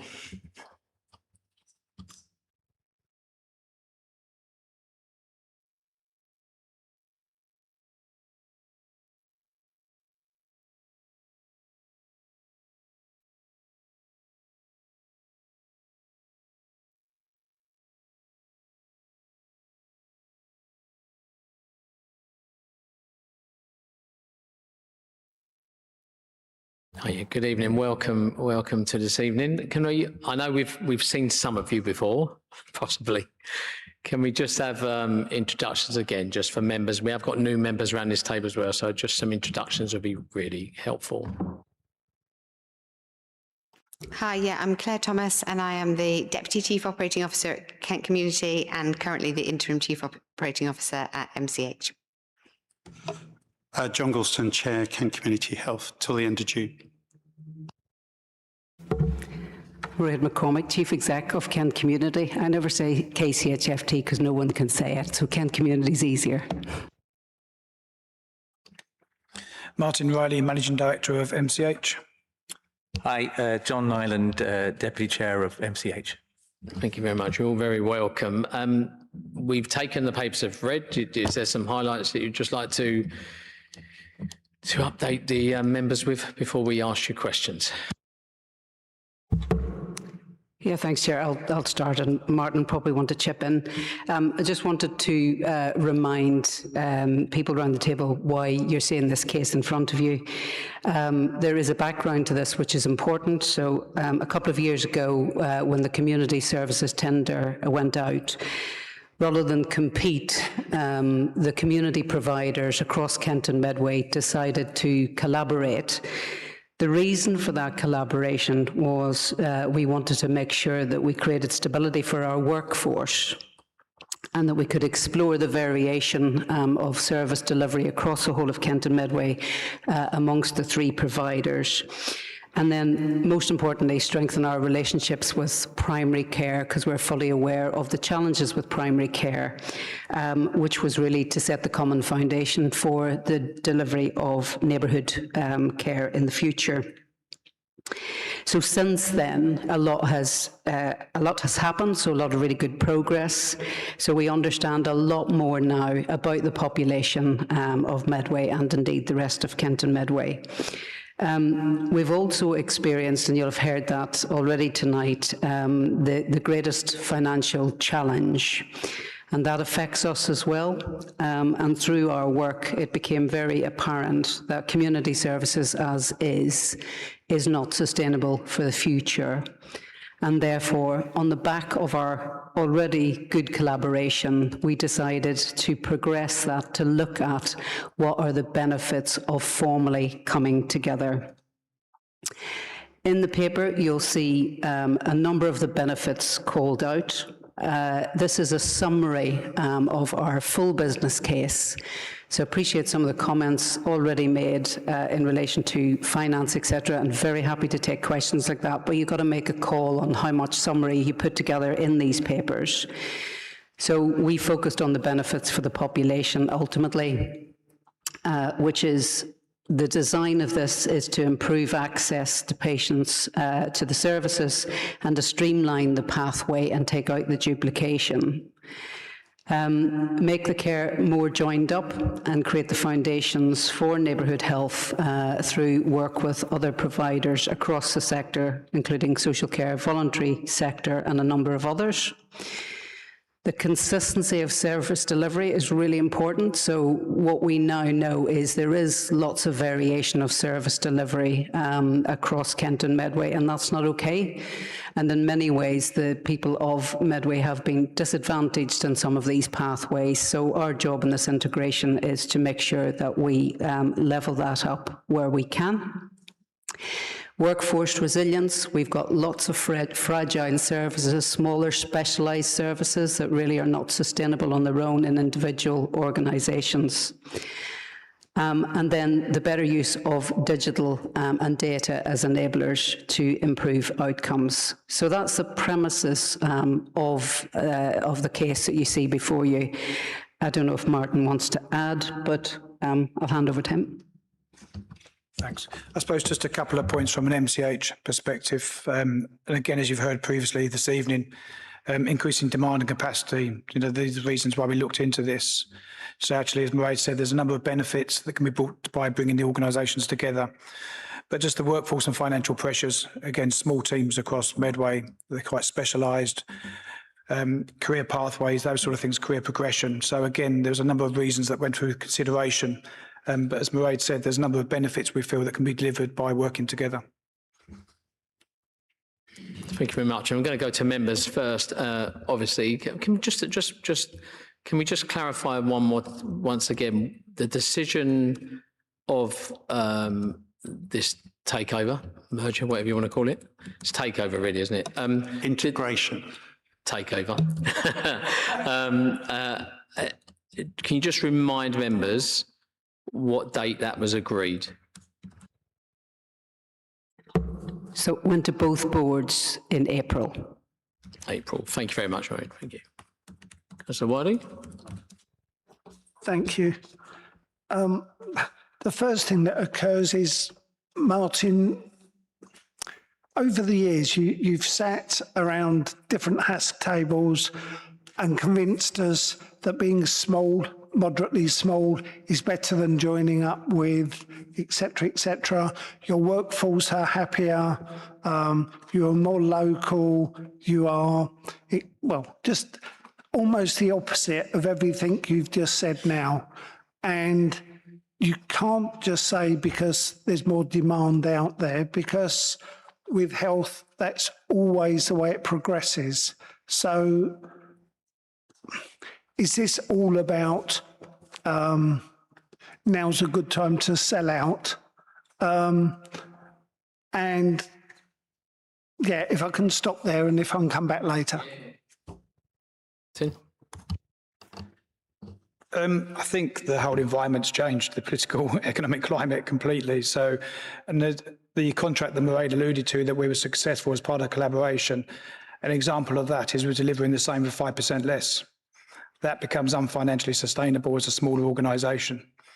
So I think as we go through the sort of discussion this evening, there's still the focus on Medway for services. That's not going to reduce, but so some of the advantages are still there. And I'm happy to take up now or around the staff, sort of staff response and where staff are on this. But staff are still positive about this. We had a staff vote a couple of weeks ago. It was 88.6% supported. So again, it demonstrates that staff are engaged with this process and actually have voted with their feet in terms of that response. Yeah, for years, I think the local sort of small organisations were there, but actually the system has now changed. And it's not just saving money, it goes back to the same comment as the previous item. It's about investment into other future digital technologies, doing things differently. All of those come about being a large organisation. And it reduces the duplication that we face across both organisations. There's a lot of duplication, a lot of opportunities that we can, by working together, take out the system. Councillor Wiley. When your job is or can be seen to be on the line, 12% saying, no, this isn't a good way forward is quite a high percentage. And sorry, no.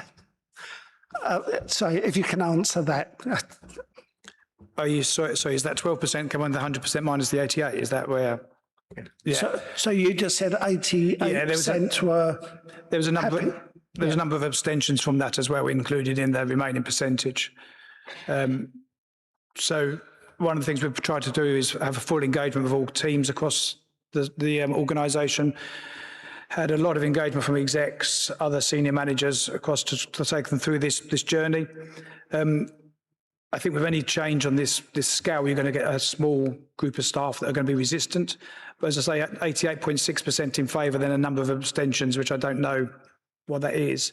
It leaves a small percentage of staff that actually aren't supportive of this move.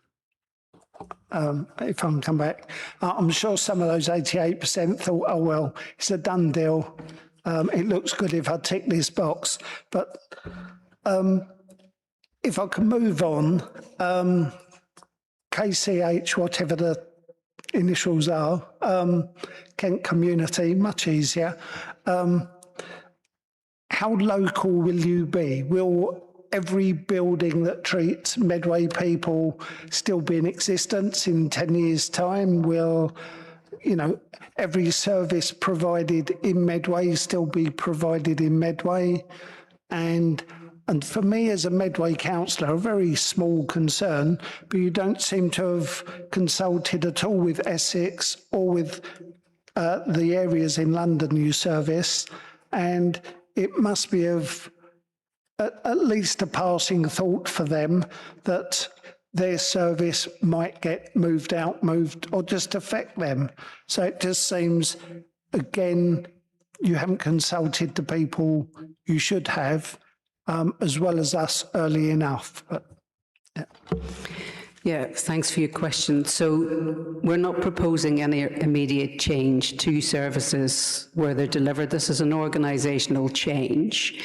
So the services that are being delivered today will be delivered on the 1st of October if this is successful. What I will say is, as I alluded to earlier, there are things that are not happening in Medway that need to happen in Medway. We've been very fortunate through our collaboration that we've got a growing confidence from our commissioners that they want to invest in us. As community providers, that means delivering more in Medway and delivering the things that are not happening that we believe should be happening to meet the needs of the population.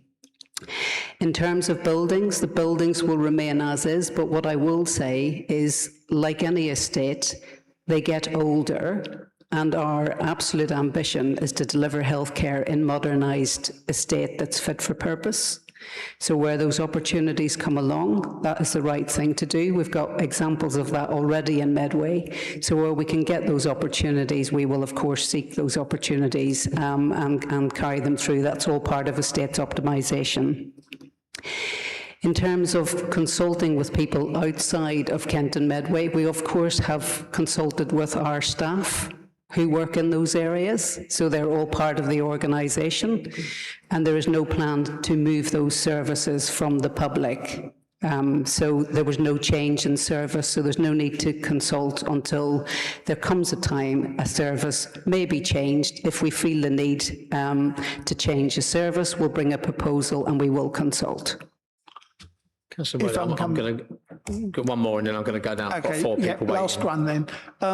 If you do move a service out of Medway, will you guarantee to make transport available, or that it's on a direct route that people can get to? Because in the past that has been an issue with different services. I mean, the whole purpose of developing neighbourhood health is to develop Medway as a multi-neighbourhood. So the plan is to keep services local. I can't see any services currently that would need to go outside of Medway. If anything, the whole design of the 10-year plan, of course, is to bring care closer to home. So if anything, it's more of a shift from acute care into community in Medway. Okay, thank you. Councillor Finch. Thank you. I was going to ask what Councillor Wildey asked about the commitment that we're not going to lose anything in Medway, but I think you've answered that one already. So if this is a benefits-led integration, the benefits should be measurable in Medway, not just described across Kent and Medway. So for Medway residents, can we have current baseline figures for waiting times, access problems, service variation, and what measurable improvements will be delivered by 12 months, 24 months after integration? Thank you. And that's a fair challenge, and that is something that I would want you to hold us to account on. We've committed to that. We've committed to improving access times, waiting lists, etc. So we'd want to come back and have very clear measures so that you can scrutinise it and see that we're doing what we said we were going to do. Can we have the baselines, the current baselines now, to compare it with? Yes, we can share those. So yeah, you've got a baseline to start with. I think the biggest impact though is not just those, it's going to be on the health outcomes of the population.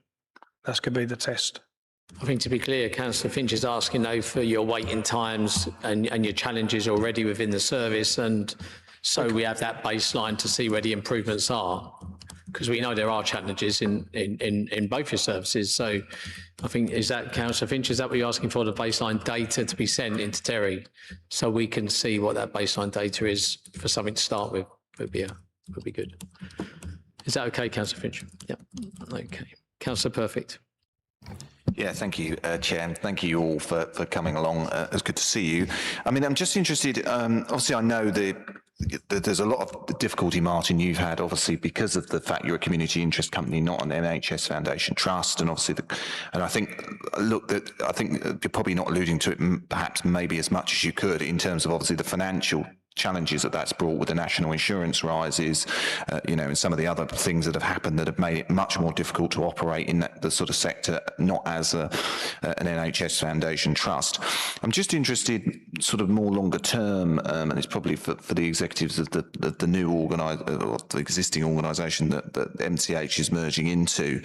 I'm just interested in terms of sort of how you're viewing sort of how your organisation is going to evolve. Obviously, about 5,000 employees, 1,000 coming in from MCH. How's that sort of going to work in terms of, I appreciate at the moment you're saying nothing's going to change, but I'm just interested in terms of how's the sort of regional leadership structure going to work? Who's going to be sort of leading the day-to-day? How's that going to sort of interact with you? And I guess sort of if your board have set any key milestones over the next sort of maybe, I don't know, 12 to 24 months that they're going to expect to see in terms of the integration of some of these services within your organisation. Thank you. I'll start, others may want to chip in. So obviously we've got a strategy that we've committed to delivering, which pretty much is based on all the asks of the 10-year plan.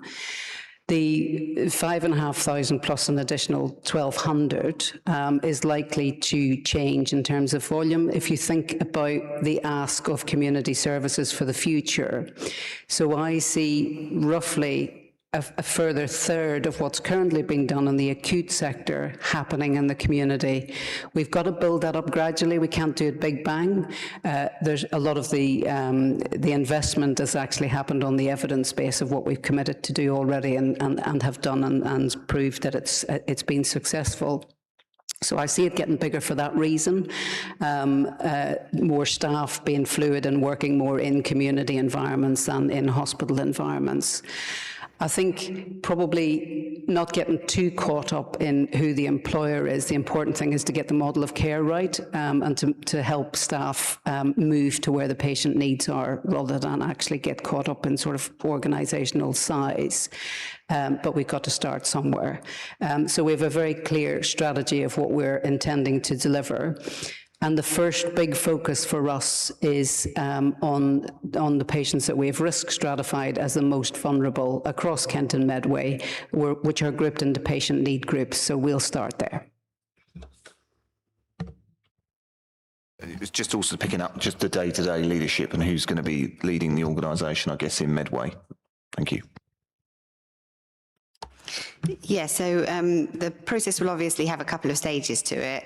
I'm obviously working across both organisations with the kind of express intention of really learning how Medway works at the moment, what makes it the MCH-ness, what the staff do, where the kind of benefits are. And I think one of the decisions that we've made is that on day one, the Medway staff will just move across as is, as part of the TUPE transfer. So they will continue to deliver services exactly as they do at the moment in the teams they're in, and I'll continue to provide operational leadership to those staff because that's what they've become used to over the last couple of months. And then obviously in line with the strategy, we'll be looking at what does neighbourhoods look like, how do we kind of need to move forward in that area, but we do plan to maintain really consistent leadership on day one so that it's less disruptive for staff. Thank you. Can I just add, so the executive presence is really important. So our job is to make sure that happens equitably and that we have absolute visibility in Medway as a senior leadership team. Councillor Campbell. Thank you. My questions are about MCH staff, existing staff. So what you're saying is that there'll be no job losses there. Is that what you're saying?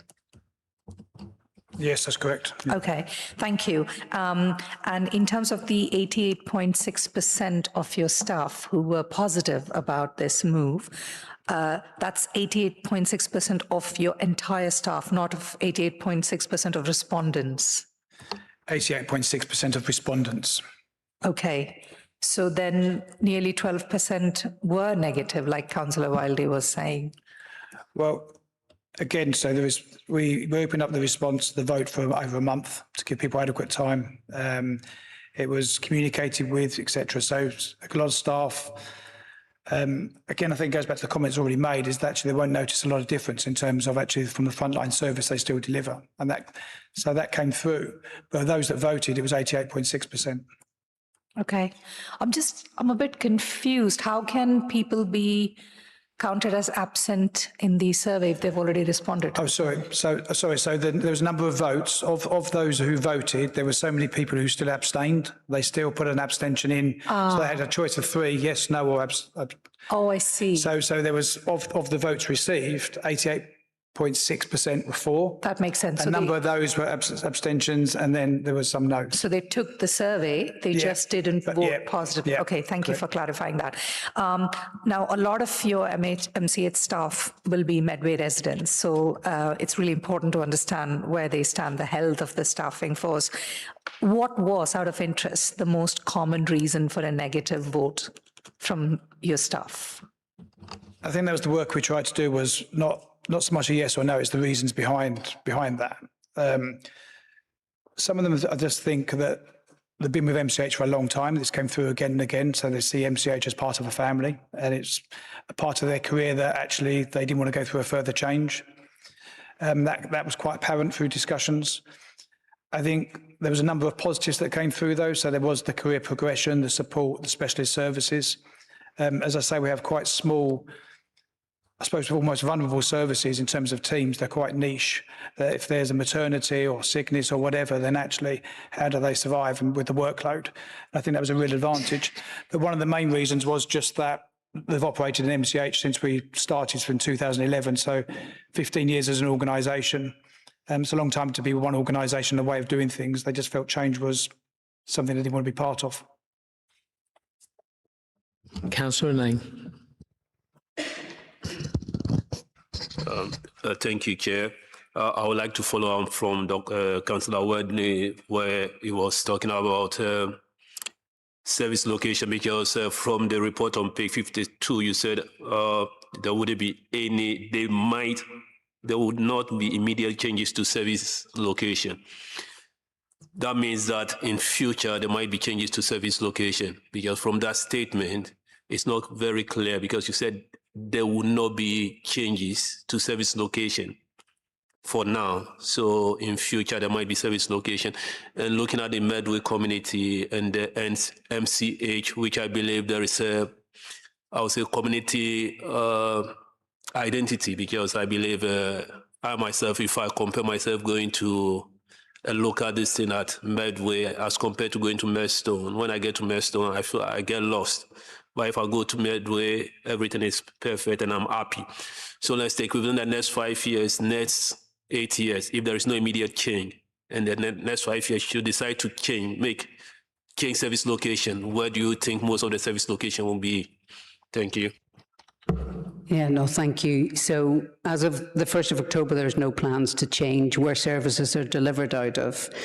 I have indicated, of course, the development of multi-neighbourhoods and single neighbourhoods, and Medway will know of the evolving models of care where co-location in neighbourhood centres is really important for delivery. So it may be that it's in a different building in Medway because we've got to work with primary care, social care and voluntary sector to create these combined offers that make sense for local people and improve access. So I can't guarantee we won't change the actual building we're delivering the care out of, because if it makes sense, like the James Williams Centre, then that's exactly what we would do, but we would consult on that. And I would very much like to come back around the autumn time with our developed multi-neighbourhood proposal, because I think that will help engage. We'll have done a lot of engagement by then anyway, but we will obviously consult with that and then clearly move it on to the Health and Wellbeing Boards. Thank you, Councillor Nain. Finally, Councillor Jackson. Thank you, Chair. I'm trying to get behind this together, stronger together, before the engagement. And when you were saying that you were going to bring services that Medway were lacking, I saw Claire nodding like really eagerly that yes, they were going to bring services to Medway that we were lacking. So I just wondered if you had, Claire, like what are the services that you're looking at that Medway people would see increased or bettered if after? Yes, I think the area where we hope to see the most change is in terms of frailty care for people in the community. So Mairead already talked about the fact that we are now risk stratifying the population to identify those people who have really complex needs, including complex frailty, and therefore need the most care and treatment wrapped around them in the community. In other areas of Kent and Medway, there's been historically more investment in frailty care in the community than there has in Medway, and we've now got really clear evidence of that. And so one of the areas that we want to build on is to increase the investment in frailty care for people in the community in Medway, so that people can receive their care and treatment at home if they choose to, rather than going into hospital. And we've got really good evidence from other parts of Kent and other parts of the country that if you put really senior clinicians in the community and you can therefore care for people as though they were at hospital but in their own homes, their outcomes are better and you reduce the number of people that go into hospital who don't want to. So that's the biggest area, and it's an area I'm very passionate about. But there are kind of other there are other things that we would want to look at as well. So both within Kent Community and within MCH, we've got small fragile services that people have already referred to, and some of those, where they're really small in Medway because of the numbers, it's hard to get things like access to supervision for non-medical prescribing and that sort of thing. So by bringing the organisations together, we can bring in more of that resilience for sort of clinicians in small teams. So there are other small examples, but frailty is the big one. But what I would say in contrast is MCH has more advanced palliative care services than the hospice. And so I'm also really excited about spreading some of that good practice across Kent. So it's a two-way stream, actually, but yeah.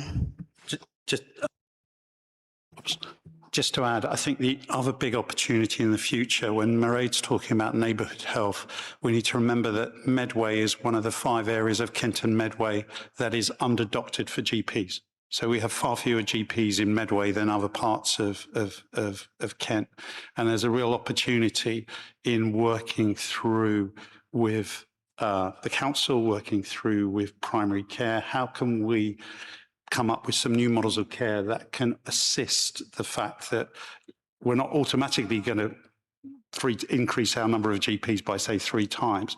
You know, we will get more GPs into Medway, but there's a big difference between the number of GPs here and in other parts of Kent. And actually, we've got an opportunity to redesign services in a different way, which, as well as helping in terms of the frailty end, will actually help at the primary care end as well. Thank you very much. Okay, Councillor. I think my first 2 questions are going to be around Martin and also John, because Councillor Wildy was right, wasn't it, at the beginning, and so was others here. You strongly believe in the small model. Let's not beat around the bush here, okay? Because it is true. The markets, things have changed. I mean, things have changed substantially with regards to maybe your organisation. But the small model approach was something that was sold here with our commissioners and with everyone for years and years. And on the whole, apart from a few times you was called in, it worked.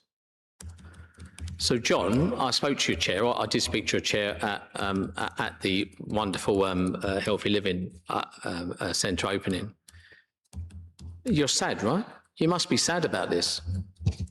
I mean, it is the passing of an era. I sit as a non-executive director on 3 other community interest companies. I was the chief executive of a big community interest company. All of those community interest companies providing health services are now struggling to deliver the NHS services. The ones that are surviving are the ones that have branched out into providing lots of other different services, including private healthcare, but even that's being squeezed. So it's a passing of an era, but if you think about what has been said here and what needs to happen, not only do services need to be strengthened and built upon, but there's a huge investment in digital that needs to happen to transform services for the 21st century, including AI technology. And we in MCH don't have the resources to do that. And we are going to be left behind, and Medway is going to be left behind unless this happens. Can I just touch on the survey? Again, remind me, Martin, I won't put you on the spot about your SAD because I know you probably are, but remind me about your survey. So remind me how many staff you have. We have about 1,700, 1,800 staff. And how many people responded? About 250.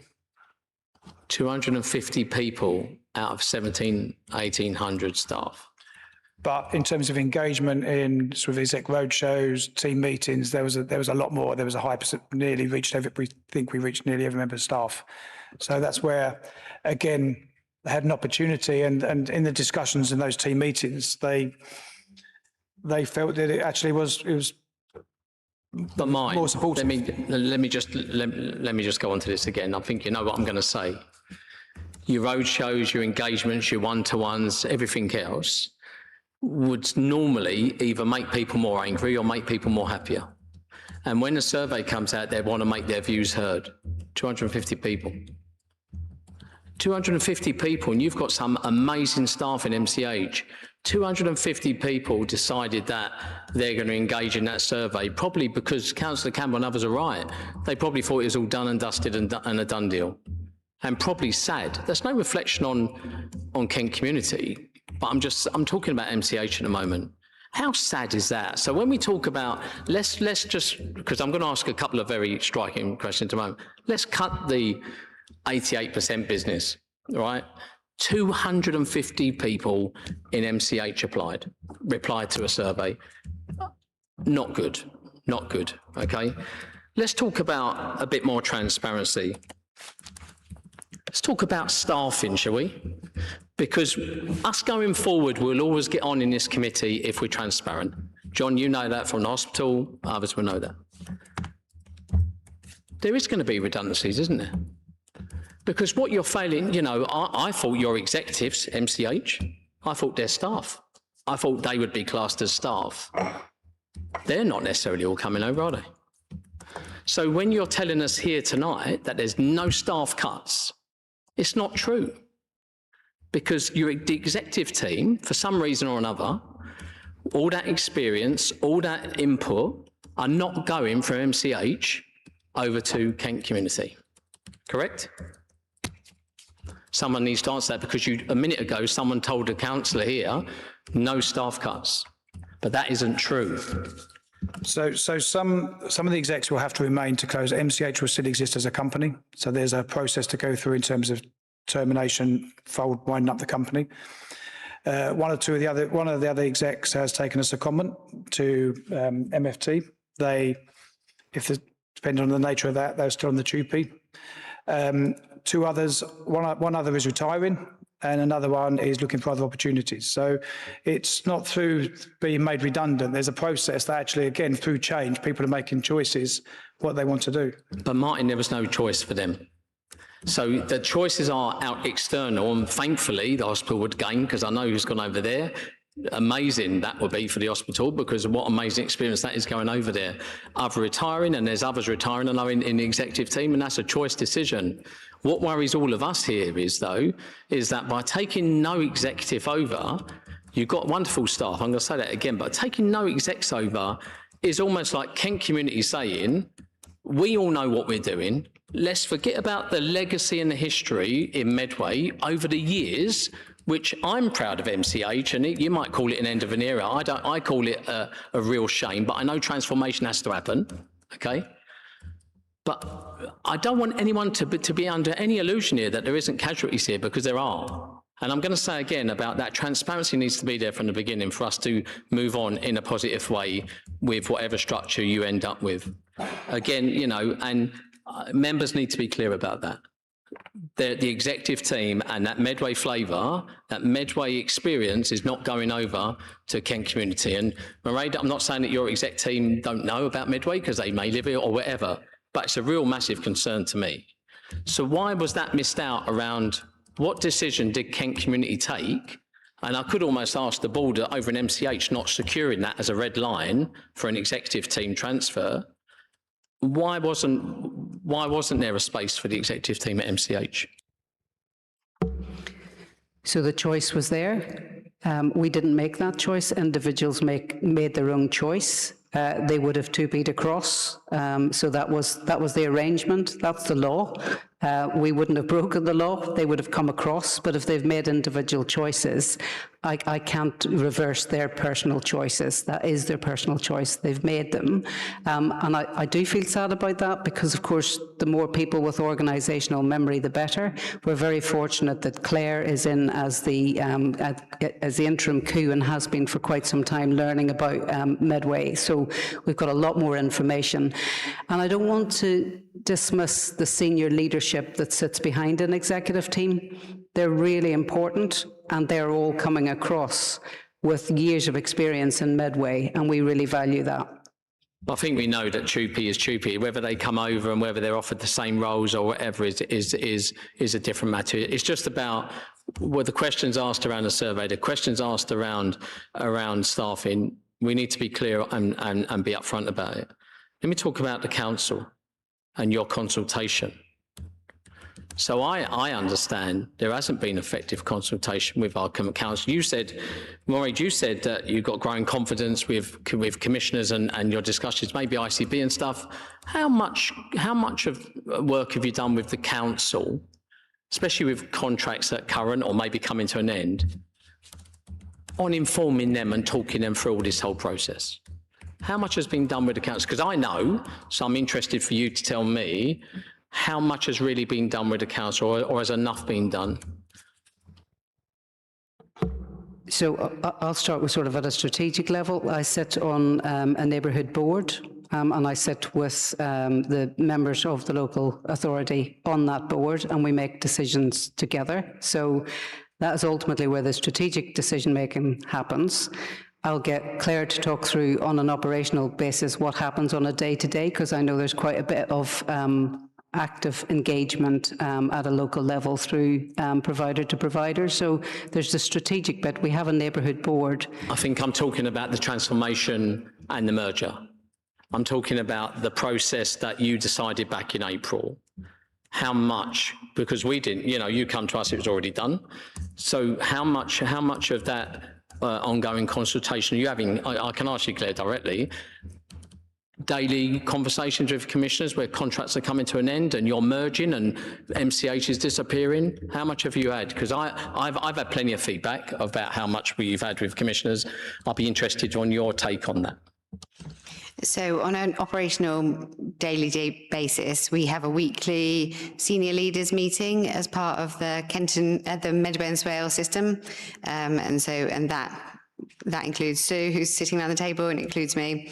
And that's where we talk about the issues that are kind of operational and challenging the system on a day-to-day basis. And we've talked in that meeting about the process that we're going through with KCHFT and MCH. And I started to join that before I came across to MCH in my role. So we started that engagement before I had a formal role at MCH, just as part of the Community Services Review collaboration. So that's our main point of a kind of day-to-day consultation and interaction.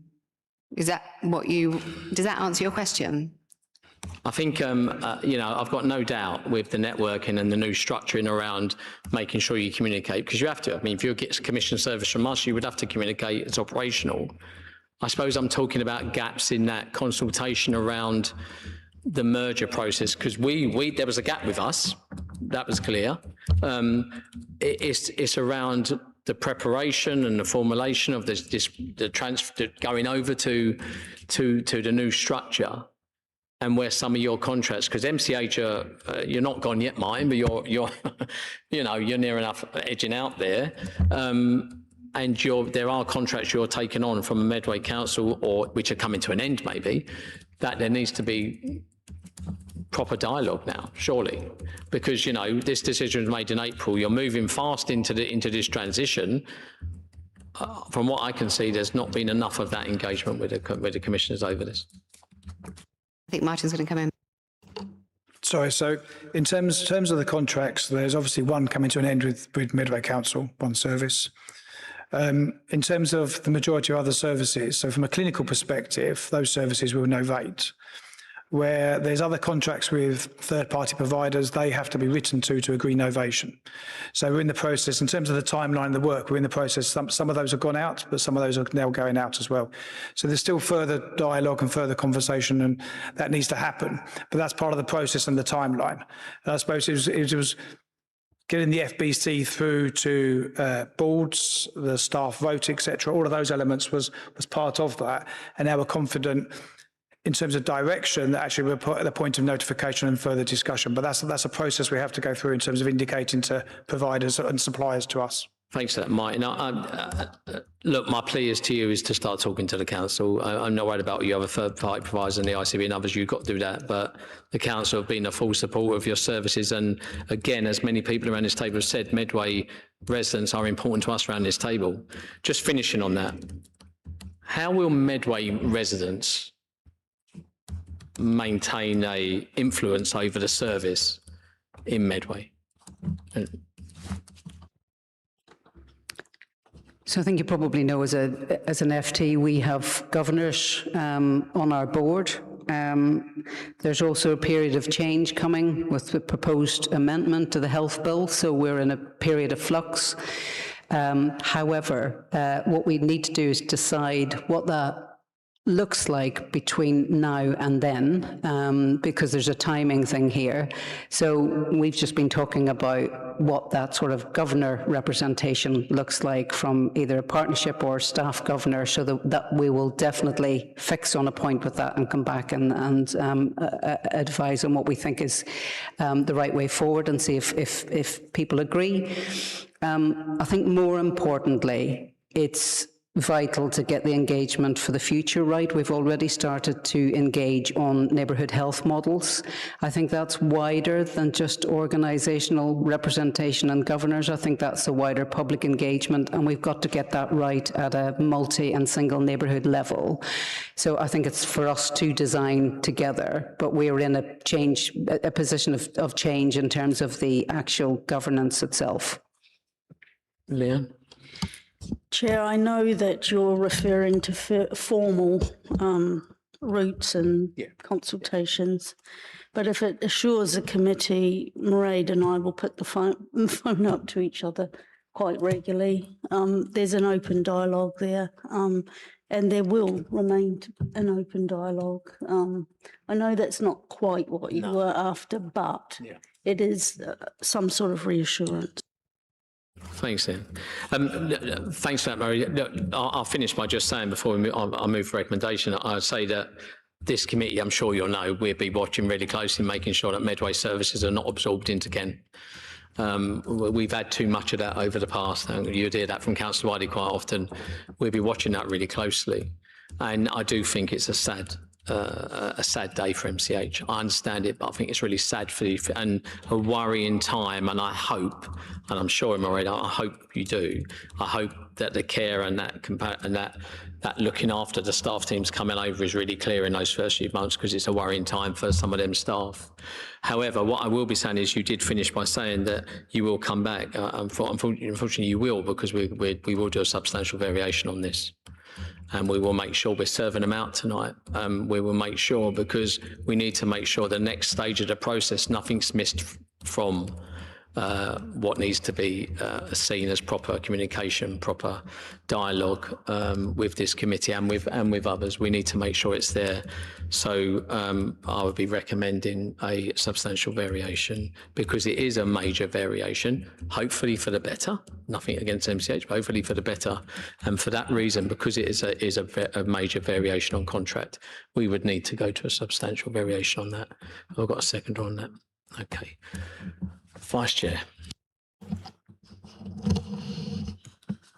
I move that the committee notes the update on the proposed integration of KCH, FT and MCH and the SV assessment attached to Appendix 1, and determines that the proposal does constitute a substantial variation or development in the provision of health services in Medway, because there wasn't sufficient consultation and communication with this committee before the decision was made and with wider stakeholders, and it is a significant variation in the contract. Thank you very much. Is that, we got a second? Is that agreed, members? Agreed. And can I just a passionate plea, you know, that transparency and how we work together, maybe some of those offline development sessions with members, which we do have offline development sessions, learning more about the different organisations that we deal with might be a beneficial move, and maybe we can talk about that going forward. And wish you all luck, Martin, and thank you for the trustees of MCH for their time over the years, for what you've done for our community too. Thank you very much. Thank you. Thanks very much. Next item on the agenda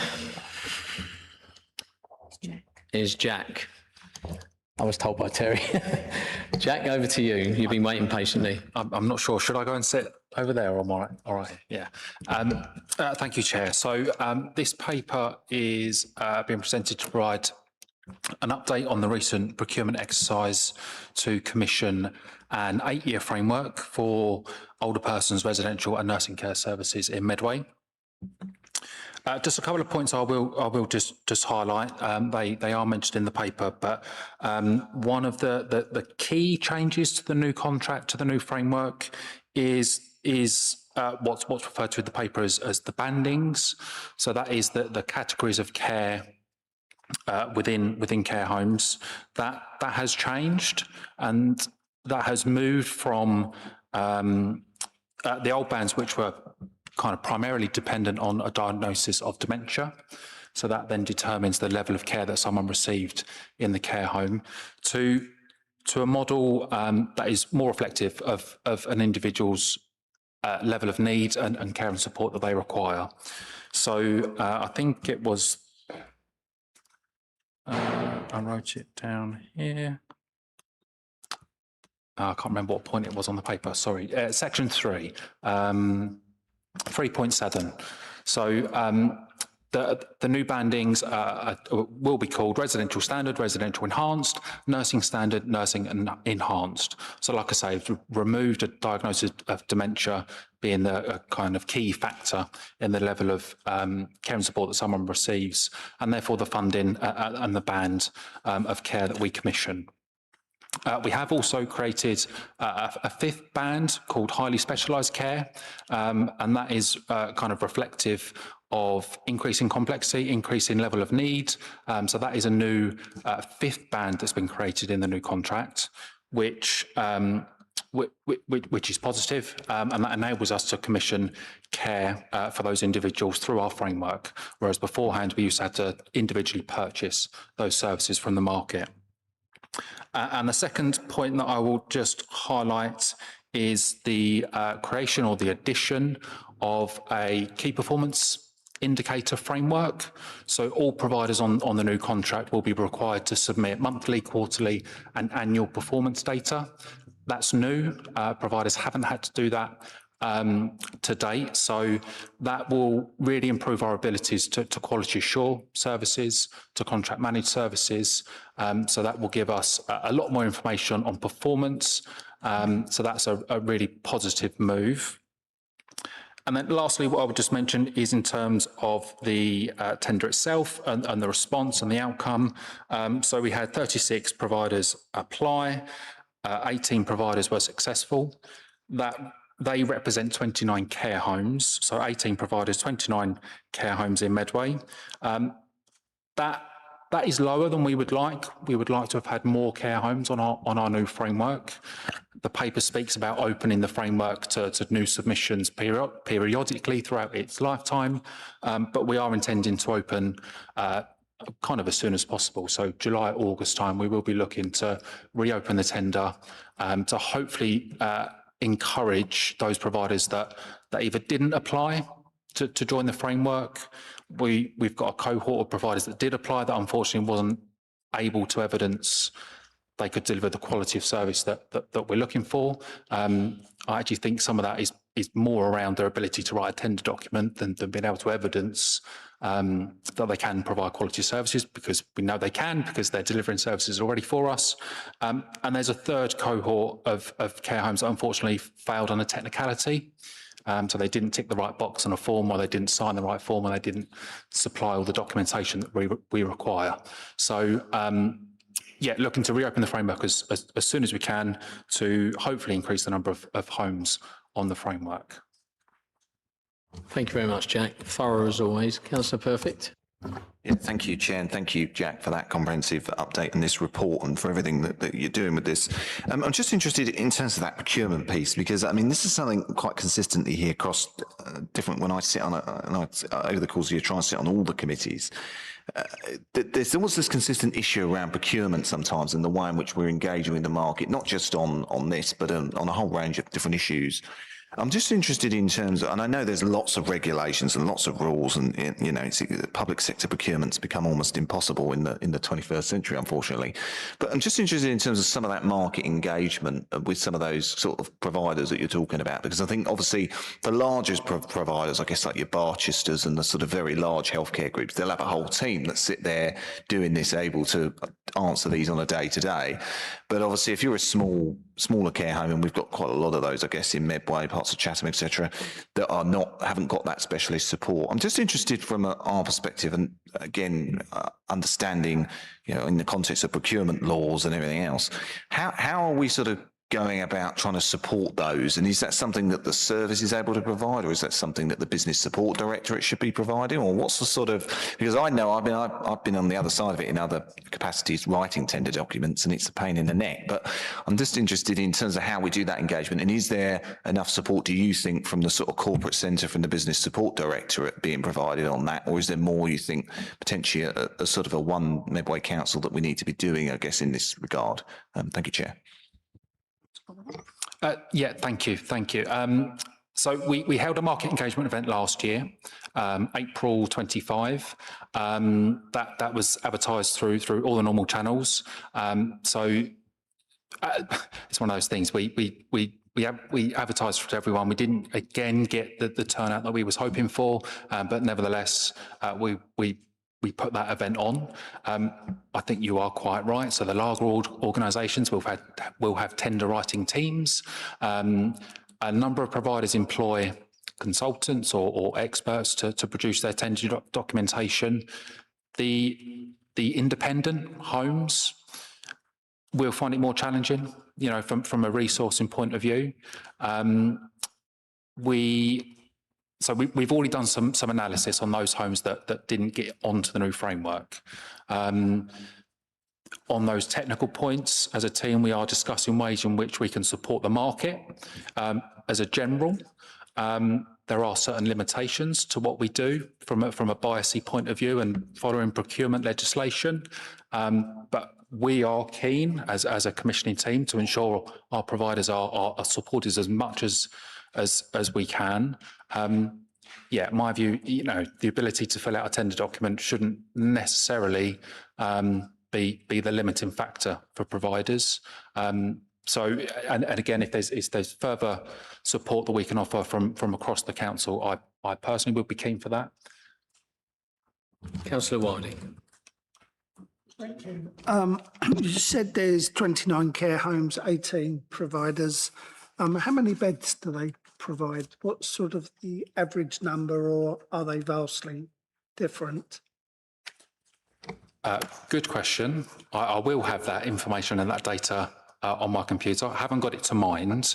Do you know the total number of beds that those homes will cover or provide? Again, we will have that information, but I don't have it. If you can send that to Terry, and we'll put it into a briefing. Please. Yeah. And do you know what percentage of need that would cover? Because obviously you're actively trying to get more care home providers. Is that because of competition or need? And I would expect a little bit both, but. Yeah, so supply and demand. Yeah, I mean, it's no secret in Medway that we're not flush with an abundance of care home and care home placements. There is a demand for services, and the forecast of population projections show that if we're to keep pace with percentage of beds to population cohorts, the number of care home places or the number of care homes in Medway will need to increase. So we are. Yeah, we are encouraging providers to come into Medway. That there are 2 new care homes that have opened in the last couple of years. There's one due to open in the autumn down by Gillingham Pier by the Asda. So we're very supportive of that. And apologies, I think you made another couple of points, but I can't recall them. It was more about numbers. Numbers, yes. Okay, so if you can provide that, note or something. That's fine. Yeah. And can I ask about the finance? Mike, please, Councillor Wiley, microphone. Sorry. I might. Oh, yeah. Talk into it. Sorry. The numbers here, 824 up to 1,300. Does that cover the normal cost or average cost for a person with that level of need, or is one of the problems of getting providers that's not quite enough? Can you talk us through that? Because I'm sure everyone wants more money for their service. Yes, yes, they do. As a team, we engage with the market on a daily basis. It'd probably be no surprise to hear that finance and rates is a common theme in those conversations. We benchmark as much as we can against other local authorities, and I will generalise here, but we're in the same ballpark as other councils. We are maybe a step or two behind from a financial point of view. We've certainly made significant ground in the last 3 or 4 years. If you compare our rates to KCC, for example, it is a challenge. Yeah, and I haven't had any direct feedback from providers that they didn't bid or were dissuaded from bidding purely because of rates. But it is certainly a factor, and it would have had an influence in my view. Yes. And last question, the standard of care, how do you judge it, monitor it, that you're getting the right standard of care? Because everyone's an individual. Obviously, they need certain things. So it must be difficult to judge a good service for when everyone's an individual. How are you confident that all these care homes offer a good standard of care, and how do you rate that? Okay, so from a rating point of view, that the Care Quality Commission rate providers from excellent to inadequate. So they provide that rating that we look at, and we work very closely with CQC colleagues. As a council, we have a quality assurance team, which provides lots of support to providers, but then works very closely with providers when they have a poor CQC rating. We like to see an action plan and a series of improvements set against that action plan. Jack, I think it's fair to say when you send the numbers over, I'm seeing PowerPoints here that we're going to get, and it's got the CQC page there and the care page there as well. Go on, Leah. 66 care homes as of June 2026, rated outstanding 0, rated inadequate 3, requires improvement 15, rated good 43, unrated because they haven't been inspected 5. So I can get you that information. Okay. Your microphone. Adequately safeguarding, etc. home. Yes. Yes, is the short answer to that. Thank you. Thank you, Councillor. I can see no other Councillor Finch. Thank you, Chair. Just a quick one. If reopening the framework doesn't attract any additional providers, what is your plan B?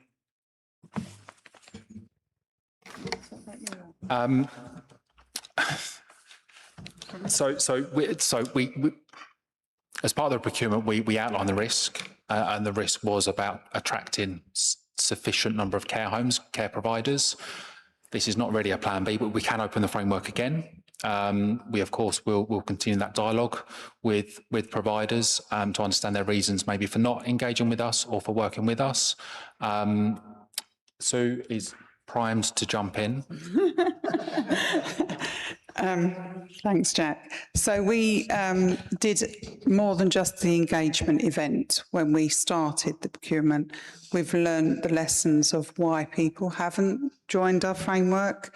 We have a massive campaign to start going forward to engage with our providers, to show them the benefits of coming on ours, even if they're not getting the top dollar, because there are benefits for working with us. We've got a very good, close working relationship with all our providers, which other local authorities in the nearest facility do not. They only take a strategic sort of, when there's a problem, pick it up, whereas we have monthly forums, fortnightly newsletters, and an email, as well as specific commissioners that they can talk to at any time of the day they will. So we've got an open dialogue with our providers. We can encourage them. So there will be a process of also, there'll be a tilting point where the more that's on the framework will encourage the others too, because they're all missing out. At the moment, we just need to get another framework over, address the technicalities that prevented people coming on.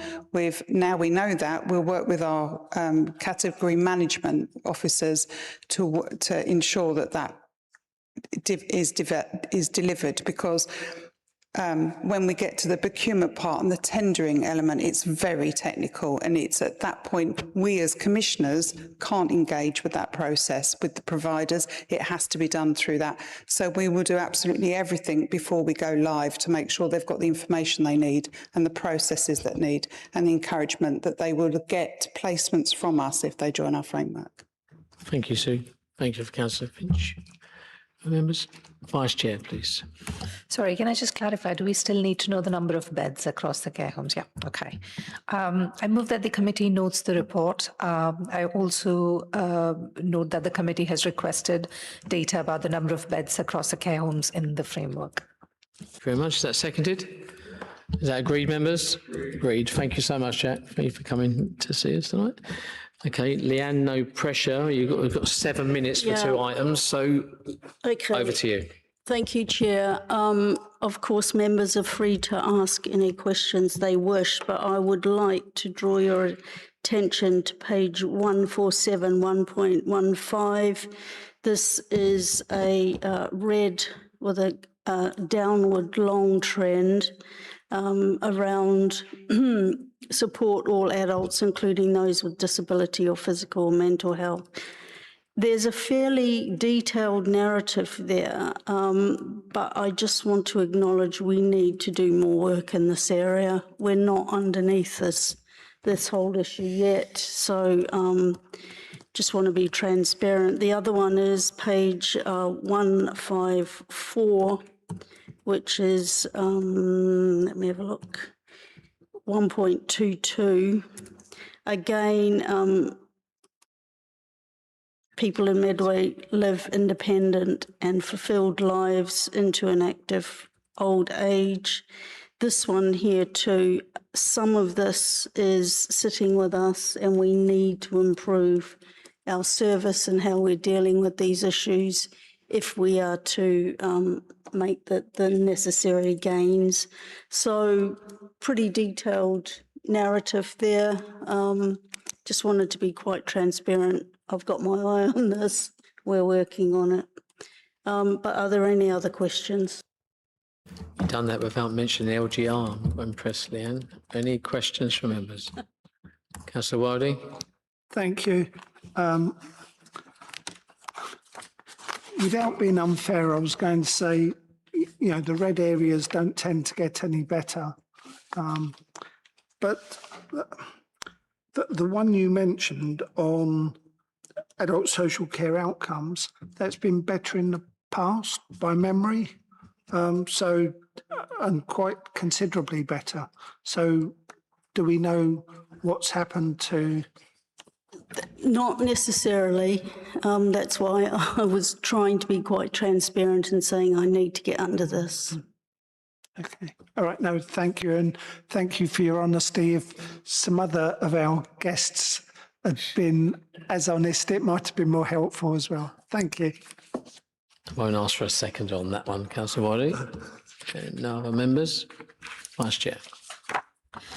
I move that the committee notes the progress of performance in Q4 as set out at Appendix 1 and the strategic risk summary set out at Appendix 2. Perfect. Seconded? Seconded? Yeah. Agreed? Agreed. Thank you. Final item. Over to you, Terry. Thank you, Chair. I've nothing really further to add to the report. I just wanted to draw members' attention to the development session, which I have contacted you all about on next Tuesday on the 23rd of June, where we'll be working with the ICB around their 5-year strategy. So we give members an opportunity to be able to feed into that before they make their final decisions. I'm still hopeful that I'll be able to bring an early draft of the memorandum of understanding that we keep talking about, so that we can also have an opportunity for members to have a very early informal dialogue on that before that then comes to the committee. So I'm hopeful that I'll be able to bring that as well, and if I can, I'll be circulating it out to members by Friday so that you've got time to look at it before the session. Any questions? Councillor Wiley. Can I just make a comment about we were sent papers quite late in the day, which is unusual, but I really don't feel should happen because, we've got enough papers to read, not very many days to read them. I know the reports affected what was already in the agenda, but I'm just making that point. Is that the quality accounts you're talking about, Councillor Wiley? Is it the quality accounts? I think it's supplementary agenda. Oh, the supplementary Yes. you're talking about. Yeah, nice. Yeah, I agree. Yeah. I agree. And I'm just taking out your 7 minutes because, no, that's fine. Thank you. Thank you. Vice Chair. I move that we note the report and agree the work programme as set out at Appendix 1 to the report, subject to accepting the proposed changes outlined in italic text on Appendix 1. Is that seconded? Agreed? Members, can I just thank you all before you run? Just thank you all for, again, quite another difficult evening with some difficult questioning. I do like the cross-party approach to the way we do health. It's something that I'm proud of, and I think the more we continue that, the more our message is consistent. And there has been some disappointing areas tonight, but I'm sure we're going to try and get to the bottom of that going forward. Have a good evening for what's left. Thank you, members.